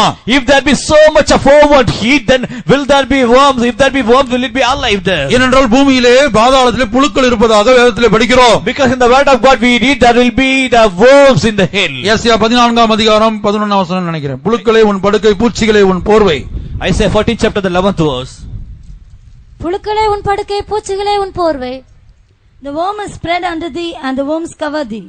11ஆம் வசனம் முழுவதும் வாசிங்க. உன் ஆடம்பரமும் உன் வாத்தியங்களின் முழக்கமும் பாதாளத்தில் தள்ளுண்டு போயிட்டு, புழுக்களே உன் படுக்கை, பூச்சிகளே உன் போர்வை. Thy pomp is brought down to the grave, and the noise of thy viols, the worm is spread unto thee, and the worms cover thee. மனிதன் இன்றைக்கு ஆடம்பரத்தை விரும்புகிறான். Today man have the desire to have the sumptuous living. தேவ ஜனமே, நீ ஆடம்பரத்தை விரும்ப வேண்டாம். O child of God, do not have the desire to have the pompness in you. ஆடம்பரமும் வாத்தியங்களின் முழக்கமும் பாதாளத்திலே தள்ளுண்டு போகிறது. The pomp and the noise of thy viols shall be put into the hell. புழுக்களே உன் படுக்கை, பூச்சிகளே உன் போர்வை. Worm is spread under thee, and the worms shall cover thee. இயேசு சுவிசேஷத்திலே சொல்லும்போது, When the Lord Jesus said it in the Gospels, அங்கே புழுக்கள் சாவாமலும் அக்னி அவியாமலும் இருக்கும் என்று there he சொல்கிறார். said that the fire shall not be quenched and the worm shall not die. அப்ப இந்த அக்னிக்குள்ள புழுக்கள் எப்படி சாவாமல் இருக்கும்? So how can the worms be alive in the fervent heat? இது சாத்தியம்தானா? Is it possible? கர்த்தருடைய பரிசுத்த நாமத்துக்கு மகிமை உண்டாகட்டும். Glory be to the holy name of God. EU volcanic research என்கிற ஒரு ரிசர்ச் நடத்தப்பட்ட போது டாக்டர் ப்ளூமி என்பவர் ஒரு ஆராய்ச்சி செய்தார். Dr. Bloomy, who was conducting a particular research, and he said in this way. volcanic research, அதாவது எரிமலை குழம்புகள். Volcanic, when he was attempting to do a research in volcano, and he has said this. அதனுடைய படத்தை நாம் இங்கே பார்க்கிறோம். And we see the picture here. எரிமலை சீற்றங்கள். And the eruption of the volcano. கிட்டத்தட்ட 2800 டிகிரி செல்சியஸ் 3000 டிகிரி செல்சியஸ்ல இருக்கிறது. There will be 2500 to 3000 degrees Celsius in that volcano eruption. அதுல புழுக்கள் உயிரோடு இருப்பதாக ஆராய்ச்சியில கண்டுபிடிக்கப்பட்டது. அதனுடைய படத்தை, அந்த புழுக்களுடைய படத்தை நாம் இங்கே பார்க்கிறோம். And the scientists were able to find out that the worms in that particular volcano eruption, it was alive there, and the picture we are able to see here. ஆகவே பிரியமானவர்களே, இந்த வேதத்தை ஒரு கற்பனை என்றும் ஒரு கதை என்றும் கேள்வி கேட்டு பரிகாசம் பண்ணின விஞ்ஞான உலகம் இன்றைக்கு வேத வசனங்களுக்கு முன்பாக முழங்கால் படியிட்டு நிற்கிறது. So beloved people, once the scientific world was mocking at the word of God, it is an imagination or it is a fable story, but now they are bowing down before the words of God by having the research over it. அந்த கொடுமையான அக்னி உஷ்ணத்திலே புழுக்கள் உயிரோடு இருப்பதாக நிரூபிக்கப்பட்டிருக்கிறது. Now it has been proved that even in the midst of the forward heat, the worms are alive. ஆகவே வேதம் சத்தியமாக இருக்கிறது. So the word of God is the truth. இது மனிதனுடைய வார்த்தை அல்ல. These are not the word of man. இந்த வேதத்தில் எழுதப்பட்ட ஒவ்வொரு வார்த்தை தான், அந்த வார்த்தை தான் தேவன். Each and every word, these are all the words, but it is God. கர்த்தருடைய பரிசுத்த நாமத்துக்கு மகிமை உண்டாகட்டும். Glory be to the holy name of the Lord. ஆகவே இந்த நாட்களில் நம்முடைய ஜீவியத்தை நாம் நிதானித்து பார்ப்போம். So in these last days, let us analyze our own life. கடைசி காலத்திலே தங்கள் துன்மார்க்கமான இச்சைகளின்படி தோன்றுகிற பரியாசக்காரர்கள் தோன்றுவார்கள். And there shall be mockers at the last times who shall walk according to their ungodly lusts. கடைசி காலத்திலே தங்கள் துன்மார்க்கமான இச்சைகளின்படி நடக்கிற பரியாசக்காரர் தோன்றுவார்கள். There shall be mockers at the last times who shall walk according to their ungodly lusts. முதலாவது அவர்கள் பிரிந்து போகிறவர்களாக First இருப்பார்கள். of all, they will be the people who will be separated. இன்றைக்கு நாம் தேவனை விட்டு பிரிந்து இருக்கிறோமா? Today, have we separated ourselves from God? கிறிஸ்துவை விட்டு பிரிந்து இருக்கிறோமா? Have we separated from Christ? நியாயப்பிரமாணத்தின்படி நீதிமான்களாக விரும்புகிறோமா? Do we have the desire to be righteous according to the law? அடுத்த நியாயப்பிரமாணத்தை குறித்து மத்தேயு 5ஆம் அதிகாரத்திலே சொல்லுகிறார். In Matthew 5th chapter, the Lord Jesus was mentioning about the law. அது என்ன? What is that? 5ஆம் அதிகாரம் 38ஆம் வசனம். Matthew 5:38. கண்ணுக்கு கண் பல்லுக்கு பல் என்று உரைக்கப்பட்டதை கேள்விப்பட்டிருக்கிறீர்கள். Ye have heard that it had been said, an eye for an eye and a tooth for a tooth. கண்ணுக்கு கண் பல்லுக்கு பல். Eye for eye and tooth for tooth. இதான் நியாயப்பிரமாணம். This is the law. பதிலுக்கு பதில் செய்வது. I'm taking revenge for it. அவர் என்னோடு பேசவில்லை, நானும் பேசவில்லை. He has not spoken to me, so I will not speak to him. அவர் எனக்கு ஸ்தோத்திரம் பண்ணவில்லை, நானும் ஸ்தோத்திரம் பண்ணவில்லை. He was not wishing me, so I will not wish him. அவர் என்னை இப்படி பேசினார், நானும் பேசினேன். And he has spoken to me in this way, so I also repeated in the very same way. இந்த நியாயப்பிரமாணம் யாருக்குள் இருக்கிறது? And who will have this law in them? நம்மில் பலருக்குள்ளும் இருக்கிறது. And many of us do have this nature in நாம் us. உட்கார்ந்து ஆராய்ந்து பார்க்க வேண்டும். And we must see it and we must analyze ourselves. முழங்கால் படியிட்டு ஜெபித்து பார்க்க வேண்டும். We must kneel down and we must pray and find it இந்த out. சுபாவம் எல்லாம் நமக்குள் இருப்பதை கர்த்தர் உணர்த்துவார். The Lord will make us to understand that we do still possess this nature in us. இதான் நியாயப்பிரமாணம். This is the law. பதிலுக்கு பதில் செய்வது. I'm taking revenge for the things ஆனா which இயேசு என்ன சொல்லுகிறார்? But what does the Lord Jesus say? அடுத்துள்ள வசனங்களை வாசிங்க. The next verses. நான் உங்களுக்கு சொல்லுகிறேன், தீமையோடு எதிர்த்து நிற்க வேண்டாம். ஒருவர் உன்னை வலது கண்ணத்தில் அறிந்தால் அவனுக்கு மறு கண்ணத்தையும் திருப்பிக் கொடு. உன்னோடு வழக்காடி உன் வஸ்திரத்தை எடுத்துக்கொள்ள வேண்டும் என்றிருக்கிறவனுக்கு உன் அங்கியையும் விட்டுவிடு. ஒருவன் உன்னை 1 மைல் தூரம் வர பலவந்தம் பண்ணினால் அவனோடு 2 மைல் தூரம் போ. போதும். But I say unto you that ye resist not evil, but whosoever shall smite thee on the right cheek, turn to him the other also. And if a man will sue thee at the law and take away thy coat, let him have thy cloak also. And whosoever shall compel thee to go a mile, go with him twain. நாம் பதிலுக்கு பதில் செய்யக்கூடியவர்களாக இருக்கிறோமா? Are we taking revenge over others? இல்ல ஒருவன் ஒரு கண்ணத்தில் அறைந்தால் மறு கண்ணத்தை நாம் காண்பிக்கிறோமா? If a person smites it at one cheek, are we able to show the other cheek too? ஒரு குடும்பத்தில் கணவன் மனைவி எடுத்துக்கொள்ளுங்கள். And for a family, in a family, take for example a husband wife. பொதுவாக நம்முடைய தேவனுடைய பிள்ளைகள் அடிக்க மாட்டார்கள். Commonly, the children of God will not beat each other. ஒரு பேச்சுக்காக நான் சொல்லுகிறேன். And for an example, I say, அப்படி அடித்தால் வாங்கக்கூடியவர்களா இருக்கிறோமா?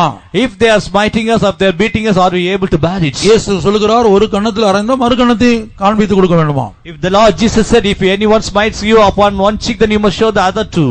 வஸ்திரத்தை யாராயிலும் கேட்டா அங்கேயும் விட்டு விட வேண்டுமா? If anyone asks for your coat, then you must give him the cloak also. 1 mile தூரம் வர பலவந்தம் பண்ணினா 2 மைல் தூரம் கூட போக வேண்டுமா? If anyone asks you to go with him for a mile, then you should go with him for 2 miles. இந்த வார்த்தைகள்லாம் வெறும் வசனங்களாக நாம் நம்முடைய வாழ்க்கையில் இருக்குதா இல்ல அனுபவத்தில் இருக்கிறதா? All these words of God are mere words, or is it an experience in our life? இந்த கிறிஸ்தவ வாழ்க்கை வாழாமத்து 20 வருஷம் 30 வருஷம் 40 வருஷம் ஆகிவிட்டது. After leading the Christian life 20 or 30 years, 40 years have been passed. நம்முடைய ஜீவியம் இந்த வசனத்துக்கு ஒத்து இருக்கிறதா? இந்த வசனத்துப்படி நம்ம ஜீவியம் காணப்படுகிறதா? Is our life can be compared with this particular word of God or not? அடுத்தபடியாக இயேசு சொல்லும்போது Nextly, the Lord Jesus said, நியாயப்பிரமாணத்தை சொல்கிற மத்தேயு 5:43. Matthew 5:43. உனக்கு அடுத்தவனை சிநேகித்து உன் சத்துருவை பகைப்பாயாக என்று சொல்லப்பட்டதை கேள்விப்பட்டிருக்கிறீர்கள். தொடர்ந்து வாசிங்க. நான் உங்களுக்கு சொல்லுகிறேன், உங்கள் சத்துருக்களை சிநேகியுங்கள், உங்களை சபிக்கிறவர்களை ஆசீர்வதியுங்கள், உங்களை பகைக்கிறவர்களுக்கு நன்மை செய்யுங்கள், உங்களை நிந்திக்கிறவர்களுக்காகவும் உங்களை துன்பப்படுத்துகிறவர்களுக்காகவும் ஜெபம் பண்ணுங்கள். இப்படி செய்வதனால் நீங்கள் பரலோகத்தில் இருக்கிற உங்கள் பிதாவுக்கு புத்திரராயிருப்பீர்கள். அவர் தீயோர் Ye have heard that it had been said, thou shalt love thy neighbor and hate thine enemy. But I say unto you, love your enemies, bless them that curse you, do good to them that hate you, and pray for them which despitefully use you and persecute you, that ye may be the children of your Father which is in heaven. உனக்கு அடுத்தவனை சிநேகித்து உன் சத்துருவை பகைப்பாயாக. Thou shalt love thy neighbor and hate thine enemy. இது நியாயப்பிரமாணம். This is the law. ஆனா இயேசு என்ன சொல்லுகிறார்? What does the Lord Jesus say? நான் உங்களுக்கு சொல்லுகிறேன், But I say unto you, உங்கள் சத்துருக்களை சிநேகியுங்கள். love your enemies. நம்மில் எத்தனை பேருடைய வாழ்க்கையில் இந்த அனுபவம் காணப்படுகிறது? How many of us that we do possess this experience in நம்ம our எத்தனை life? பேர் சத்துருக்களை சிநேகித்துக் கொண்டிருக்கிறோம்? How many of us do love their enemies? ஒரு தீர்க்கதரிசியை பார்த்து ஒரு ராஜா இப்படி கேட்டான், தன்னுடைய சத்துருக்களை வெட்டி போடலாமா என்று கேட்டான். Once a king asked to a prophet, can he slay all these enemies? உடனே அந்த தீர்க்கதரிசி சொன்னார், Immediately the prophet replied, நீ அவர்களை வெட்டி போட வேண்டாம், you need not kill them. You அவர்கள் not slay- சத்துருக்கள், They are your enemies. அவர்களை நீ வெட்டி போட வேண்டாம். You do not slay them. ஒரு பெரிய விருந்து அவர்களுக்கு விருந்து வை என்று But சொன்னார். instead arrange a great feast for them. அப்ப அந்த ராஜா அந்த தீர்க்கதரிசியுடைய வார்த்தைக்கு கீழ்ப்படிந்தார். And the king obeyed to the words of the prophets. தங்களுடைய சத்துருக்கள் மரணத்துக்கு பாத்திரவான்கள் அவர்கள். And they were worthy of death. தேசத்தை உளவு பார்க்கும்படியாக They வந்தவர்கள். had come to spy the lands. அப்படிப்பட்டதான சத்துருக்களுக்கு தீர்க்கதரிசியுடைய வார்த்தைக்கு கீழ்ப்படிந்து பரிசுத்தவானுடைய வார்த்தைக்கு கீழ்ப்படிந்து ஒரு பெரிய விருந்தை இந்த ராஜா செய்தான். To such enemies, the king obeyed to the saints of God or to the prophets, and he had arranged a great feast for them. இன்றைக்கு இயேசு சொல்லுகிறார். Today the Lord Jesus says, தீர்க்கதரிசியிலும் பெரியவர் இயேசு சொல்லுகிறார். and the Lord who is greater than all the prophets, he is saying, எல்லா தீர்க்கதரிசிகளுக்கும் மேலான தீர்க்கதரிசி இயேசு சொல்லுகிறார். the prophet who is more higher than or greater than all the prophets, he is saying, உங்கள் சத்துருக்களை சிநேகியுங்கள். love your enemies. உங்களுடைய சத்துருக்கள் யார் என்று கண்டுபிடித்து ஒரு பெரிய விருந்து நீங்கள் பண்ண முடியுமா? Find out who are all your enemies. Will you be able to arrange a great feast for them? இயேசுடைய வார்த்தைக்கு இயேசுடைய சத்தத்துக்கு கீழ்ப்படிய முடியுமா? Will you be able to obey to the words of Jesus? கர்த்தருடைய பரிசுத்த நாமம் உண்டாகட்டும். Glory be to the holy name of God. இரண்டாவது, உங்களை சபிக்கிறவர்களை ஆசீர்வதியுங்கள். Secondly, bless them that curse you. நம்மை சபிக்கிறவர்களை நமக்கு ஆசீர்வதிக்க முடியுமா? Will we be able to bless those who are cursing us? உங்களை பகைக்கிறவர்களுக்கு நன்மை செய்யுங்கள். And do good to them that hate you. உங்களை நிந்திக்கிறவர்களுக்காகவும் உங்களை துன்பப்படுத்துவதற்காகவும் ஜெபம் பண்ணுங்கள். And pray for them which despitefully use you and persecute you. கர்த்தருடைய பரிசுத்த நாமத்துக்கு உண்டாகட்டும். Glory be to the holy name of the Lord. இன்னைக்கு நாம் நமக்காக ஜெபிக்கிறது இல்ல. Today we are not praying for our own sake. உங்களுடைய பிள்ளைகளுக்காக ஜெபிக்க நேரம் இல்ல. And we don't have the time to pray for our own children. பின்பு எங்க துன்பப்படுத்துறவர்களுக்கும் நிந்திக்கிறவர்களுக்கும் ஜெபம் பண்றதுக்கு? If it be so, then how can you pray for the enemies and how can you pray for the people who are despitefully who are oppressing you? இந்த இயேசு சொன்ன இந்த தேவனுடைய வார்த்தையோடு நீ இசைந்து இருக்கிறாயா? உன் வாழ்க்கை இசைந்து இருக்கிறதா? அல்லது நீ பிரிந்து இருக்கிறாயா? Is your life is getting along with the words of God, or have you been separated from this word? கடைசியாக ஒரு நியாயப்பிரமாணத்தை குறித்து இயேசு மத்தேயு 5:27 சொல்லும்போது, In Matthew 5:27 the Lord says about another law. விபச்சாரம் செய்யாதிருப்பாயாக. Do not commit adultery. விபச்சாரம் செய்யாதிருப்பாயாக என்பது பூர்வத்தாருக்கு உரைக்கப்பட்டது என்று கேள்விப்பட்டிருக்கிறீர்கள். தொடர்ந்து வாசிங்க. நான் உங்களுக்கு சொல்லுகிறேன், ஒரு ஸ்திரீயை இச்சையோடு பார்க்கிற எவனும் தன் இருதயத்தில் அவளோட விபச்சாரம் செய்தாயிற்று. உன் வலது கண் உனக்கு இடறல் உண்டாக்கினால் அதை பிடுங்கி எறிந்து போடு.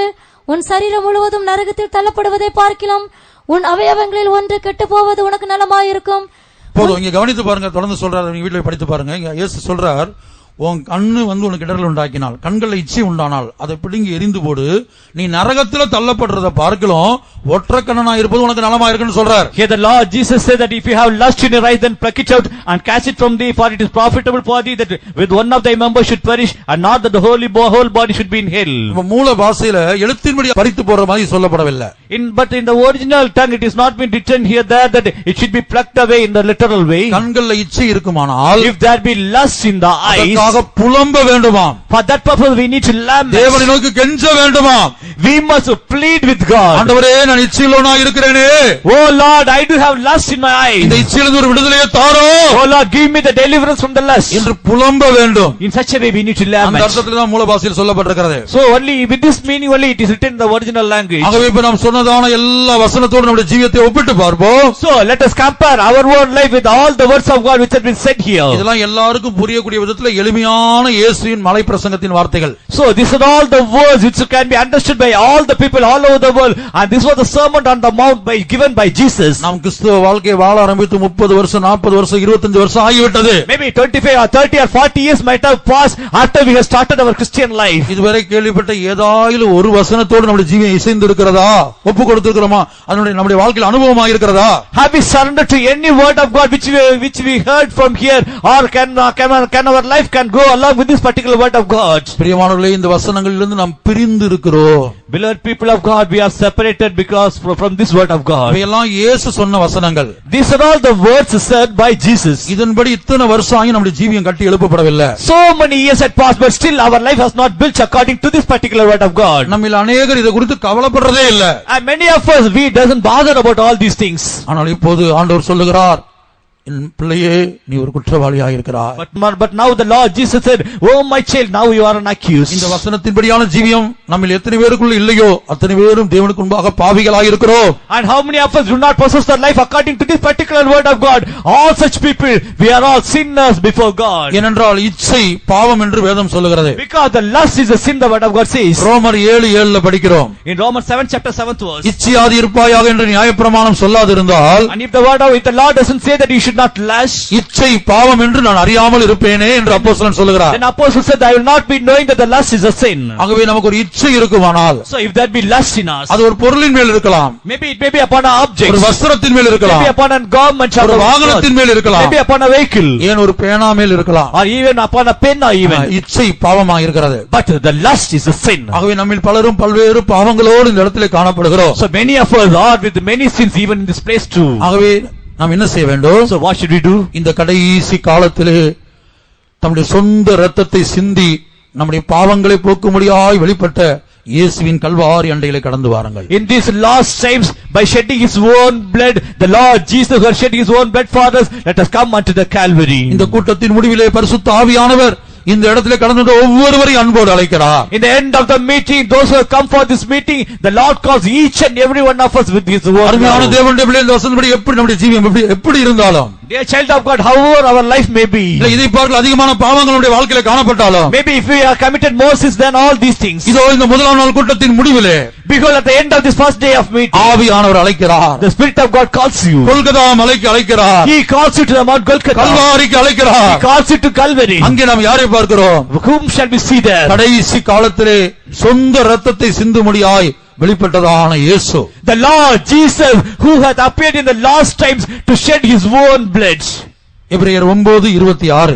Hebrews 9:36. அப்படி இருந்ததானால் உலகம் உண்டானது முதற்கொண்டு அவர் அநேக தரம் பாடுபட வேண்டியதா இருக்குமே. அப்படியல்ல, அவர் தம்மை தாமே பலியிடுகிறதினாலே பாவங்களை நீக்கும் பொருட்டாக இந்த கடைசி காலத்தில் ஒரே தரம் வெளிப்பட்டார். For then must he often have suffered since the foundation of the world, but now once at the end of the world hath he appeared to put away sin by the sacrifice of himself. நாம் எல்லாரும் கண்களை மூடி இந்த கல்வாரி காட்சியை நோக்கி பார்ப்போம். Let us all close our eyes and let us look upon the Calvary. நான் மிகுந்த மனத்தாழ்மையோடு சொல்லுகிறேன். With much humility that I am saying is, நம் மத்தியிலே இயேசுவுடைய கல்வாரி காட்சி, அந்த சிலுவையின் கோர காட்சி இறங்கி வந்திருக்கிறது. and the Calvary and the cruel cross had come in our midst now. எத்தனையோ பேருடைய பின்மாற்றங்களை மாற்றக்கூடிய வல்லமை அந்த இயேசுவின் சிலுவை காட்சிக்கு உண்டு. And the vision of the Calvary does have the power to change many people from their cruel sins. ஏதோ சில ரகசிய பாவங்களுக்கு அடிமைப்பட்டு விடுதலை இல்லையே, என் ஜீவியம் அவ்வளவுதான் என்கிற எண்ணத்தோடு நீ வந்திருக்கிறாய். You have come here because that you have been caught by many secret sins and you are saying that there is no deliverance for me. சிலர் மரணத்துக்கு எதுவான வியாதியோடு மருத்துவர்களால் கைவிடப்பட்டு என் ஜீவியம் இவ்வளவுதான் என்கிற நம்பிக்கை இழந்து நீங்க வந்திருக்கிறாய். Some people with a hopeless situation because of their sickness, because all others had forsaken them, in the hopeless situation that you might have come here. சிலர் குடும்பங்களிலே மந்திரவாதம், செய்வினை, பில்லி சூனியம் இவைகளால் தொடர்ந்து பாதிக்கப்பட்டு சாபத்துக்கு மேல் சாபத்தை சந்தித்து எல்லாம் இழந்த நிலவரத்தில் வந்திருக்கலாம். In some of the family that they were facing curse upon curse because of the powers of the magicians and because of the enchantments, and you might have come here with that problem. இங்கே நாம் வாசிக்கிறோம், பாவங்களை நீக்கும் பொருட்டாக. Here we need to remove the sins. நாம் சந்திக்கிற சகல பிரச்சனைகளுக்கும் பாவம் தான் காரணமாக இருக்கிறது. And sin is the prime reason for all the problems that we do face today. கர்த்தருடைய பிள்ளையே, நீ நான் சந்திக்கிற சகல பிரச்சனைகளுக்கும் தேவனையும் நம்மையும் விட்டு பிரிப்பது அந்த பாவமே. Oh child of God, all the problems that you and I are facing is the reason that only the sin which is separating us from God. இதோ தன்னுடைய சொந்த இரத்தத்தை சிந்தி கல்வாரி சிலுவையிலே தொங்கிக் கொண்டிருக்கிற இயேசு நமத்திலே கடந்து வந்திருக்கிறார். Before the Lord Jesus who had shed his own blood and is hanging on the cross, that he had come in our midst now. பழைய ஏற்பாட்டு காலத்திலே காணப்பட்ட பிரதான ஆசாரியனோ அந்நிய இரத்தத்தோடு பிரவேசித்தான். The high priest who was in the Old Testament period, he was entering with the other strange bloods. அந்த மகா பரிசுத்த ஸ்தலத்திலே அந்நிய இரத்தத்தோடு பிரவேசித்தான். The most holy place that he entered with the other bloods. ஆனால் இயேசுவை நீ நோக்கி பார். But you look upon Jesus. கர்த்தராகிய இயேசுவை நோக்கி பார். Look upon the Lord Jesus. உன் கண்களுக்கு அவர் தெரிகிறாரா? Are you able to see him? இதோ இந்த ரோட்ஸ் காலனி பகுதியிலே, Oh, because in the side of the road, இந்த கடற்கரை பகுதியிலே, the seashore, வானத்துக்கும் பூமிக்கும் நடுவிலே, between heaven and the earth, அரை நிர்வாணத்தோடு, with half nakedness, தலையிலே முள்கிரீடம் சுட்டப்பட்டவராக, and being plated with the crowns over his head, கைகளிலும் கால்களிலும் ஆணி அடிக்கப்பட்டவராக, and being crucified being nailed in the cross in the hands and legs, முகத்திலே காரி துப்பப்பட்டவராக, and being spat on the face. ஒரு போர்ச்சேவகன் ஒரு ஈட்டி எடுத்து விலாவிலே குத்துகிறான். And soldier that he was piercing his hip with a spear. ரத்தம் புறப்பட்டு வந்தது. And the blood had come out. பின்பு தண்ணீர் புறப்பட்டு And வந்தது. after that water also had come அந்த out. தண்ணீர் என்ன சொல்லுகிறது? What does the water say? அது உன்னோடு என்னோடும் பேசுகிறது. It speaks with you and me. என் பிள்ளையே, உனக்காக சிந்துவதற்கு இந்த சரீரத்தில் ரத்தம் இல்லை. Oh my child, there is no more blood for you to shed from my own body now. உனக்காக, உன் பாவங்களுக்காக, உன்னை குணமாக்கும்படியாக, உன் பாவங்களை மன்னிக்கும்படியாக, உனக்கு ஜெயம் கொடுக்கும்படியாக, இனி உனக்காக சிந்துவதற்கு என் சரீரத்தில் ரத்தம் இல்லை. அதை வெளிப்படுத்தத்தான் தண்ணீர் புறப்பட்டு வந்தது. For you and to return you from all of your sins, to give you the victory. There's no more blood in my body, but now there's only water remaining. But now the water is coming out of my body now. நாம் எல்லாரும் முழங்கால் படியிட்டது இயேசுவை நோக்கி பார்ப்போம். Let us all kneel down, let us look upon the Jesus. மாம்சத்திலே வந்த இயேசுவை அறிக்கை பண்ணாத எந்த ஆவியும் தேவனால் உண்டானதல்ல. Whosoever the spirit which does not confess the sin of the Lord Jesus which had come in the flesh, it is not the Spirit of God. 1 யோவான்ல படிக்கிறோம். In the book of 1 John we read, மாம்சத்தில் வந்த இயேசு கிறிஸ்துவை அறிக்கை பண்ணாத எந்த ஆவியும் தேவனால் உண்டானதல்ல. whatever the spirit that confesseth not the Lord Jesus had come in the flesh, it is not the Spirit of Christ. வரும் என்று கேள்விப்பட்ட அந்திகிறிஸ்துவின் ஆவி அதுவே. It is the spirit of Antichrist that we heard. அது இப்போது உலகத்தில் இருக்கிறது. Now itself it is working in the world. அப்படி அந்த வசனம் இருக்குது. இப்ப நான் சொன்னபடி அந்த வசனம் இருக்குது. In the very same way the word of God is in the particular portion. இப்ப யாரெல்லாம் உங்களுக்காக ரத்தம் சிந்தின இயேசுவை வாயை திறந்து அறிக்கையிலையோ அதுதான் அந்திகிறிஸ்துவின் ஆவி. Now those who are not confessing your mouth, opening your mouth by saying that is the Lord Jesus, that is the spirit of Antichrist. இங்க இத்தனை பேர் கூடி இருக்கிறோம். Now so many have had that gear.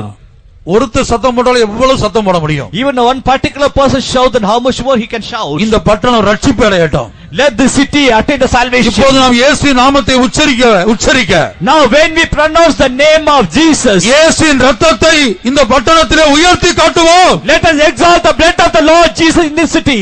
உங்களுக்கு எவ்வளவு பலன் இருக்கிறதோ, How much with the strength that you do உங்களுக்கு have, எவ்வளவு முடியுமோ, how far you are able. எனக்காக ரத்தம் சிந்தின இயேசுவே, Oh my Jesus who has shed my blood, எனக்காக ரத்தம் சிந்தின இயேசுவே, my Jesus who has shed your blood for me. என் பாவங்களை மன்னிக்கும்படியாய் சிலுவையிலே தொங்கின என் இயேசுவே, Oh my Jesus who was hanging on the cross to forgive away my sins. எனக்காக ரத்தம் சிந்தின என் இயேசுவே.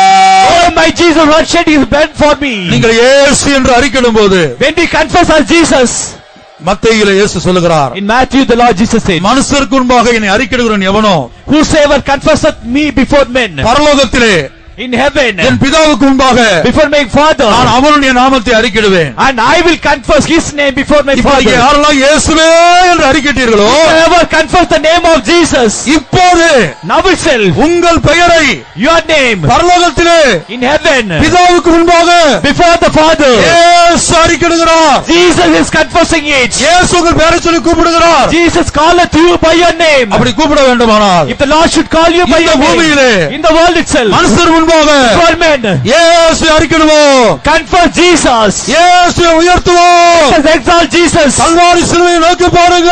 upon the Calvary. இயேசுவின் ரத்தம் சொட்டு சொட்டாய் விழுந்து கொண்டிருக்கிறது. The blood of the Lord Jesus is oozing blood, drop it இந்த மைதானத்தின் மேல், upon this ground, இந்த இடத்தில் இருக்கிற ஒவ்வொருவர் மேல், upon each and everyone who is in this இந்த ground, மொத்த தூத்துக்குடி பட்டணத்தின் மேல் all over the city of Chichikari. இயேசுவின் ரத்தம் விழுகிறது. The blood of the Lord Jesus is falling down. அன்றைக்கு எகிப்திலே On the day the Lord in Egypt, பஸ்கா ஆட்டுக்குட்டி ரத்தம் பூசப்பட்ட வீடுகள்ல and in the where the blood of the Paschal lamb was slain, சங்காரக்காரன் நுழைய முடியல. and the destroyer could not enter in. சங்காரக்காரன் பார்த்தது என்ன? What was he able to see? வீட்டுக்குள்ள இருக்கிற இஸ்ரவேலனா And the Israelites, whether they are in the house, அல்லது எகிப்தியனா என்று பார்க்கவில்லை. he is not looking for Egyptian. பரிசுத்தவானா Whether he is a saint, பாவியா என்று பார்க்கவில்லை. he is not looking for the sinner. அந்த சங்காரத்துடன் ஒன்றை பார்த்தார். What the destroyer had seen only one thing, ரத்தம் பூசப்பட்டிருக்கிறதா? whether the blood is sprinkled or ரத்தம் not. பூசப்பட்டிருக்கிறதா? Whether the blood is sprinkled or not. இதோ இந்த வேளையில Behold, in this time, நமக்கு ஆட்டுக்குட்டியின் ரத்தம் அல்ல, now not the blood of the Paschal lamb, எழுத்தின்படியான ஆட்டுக்குட்டியின் ரத்தம் அல்ல, not the literal blood of the Paschal lamb, தேவனுடைய சொந்த குமாரன் even the own Son of God, அவருடைய சொந்த ரத்தத்தை his own blood, உங்களுக்காக எனக்காக சிந்தி இருக்கிறார். you and me, he has shed it. அந்த ரத்தம் சொட்டு சொட்டா இங்கே விழுந்து கொண்டிருக்கிறது. That blood is falling down drop by drop here. நீங்களோ தெளிக்கப்படும் ரத்தத்தின் கீழ் வந்து சேர்ந்தீர்கள். You have gathered under the blood which is sprinkled over you. அவர் அர்த்தம் என்ன?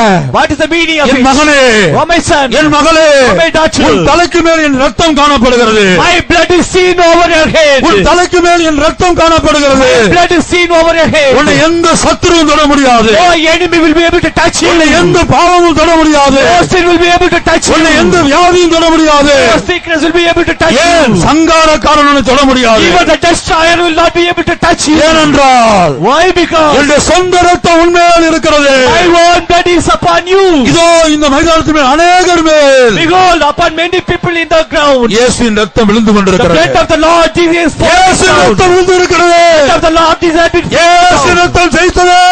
Lord Jesus will overcome. எல்லாரும் ஒருமனப்பட்டு சொல்லுவோம். Let us all be of one mind. எல்லாரும் வாயை திறந்து அறிக்கையிடுங்க. Let us be of one mind and confess. இயேசுவின் ரத்தம் ஜெயித்தது. The blood of Jesus had overcome. இயேசுவின் ரத்தம் ஜெயித்தது. Jesus had overcome. இயேசுவின் ரத்தம் ஜெயித்தது. Jesus had overcome. இயேசுவின் ரத்தம் ஜெயித்தது. Jesus had overcome. இயேசுவின் ரத்தம் ஜெயித்தது. The blood of Jesus had overcome. இயேசுவின் ரத்தம் ஜெயித்தது. Jesus had overcome. இயேசுவின் ரத்தம் ஜெயித்தது. Jesus had overcome. இரத்தத்தாலே விடுதலை, இரத்தத்தாலே விடுதலை, இரத்தத்தாலே விடுதலை,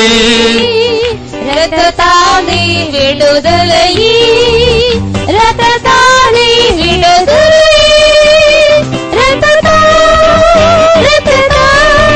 ரத்தத்தாலே விடுதலை, ரத்தத்தாலே விடுதலை, ரத்தத்தாலே விடுதலை, ரத்தத்தாலே விடுதலை,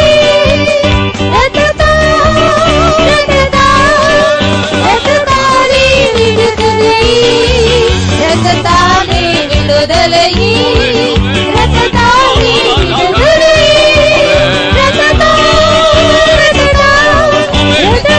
ரத்தத்தாலே விடுதலை, ரத்தத்தாலே விடுதலை, ரத்தத்தாலே விடுதலை, ரத்தத்தாலே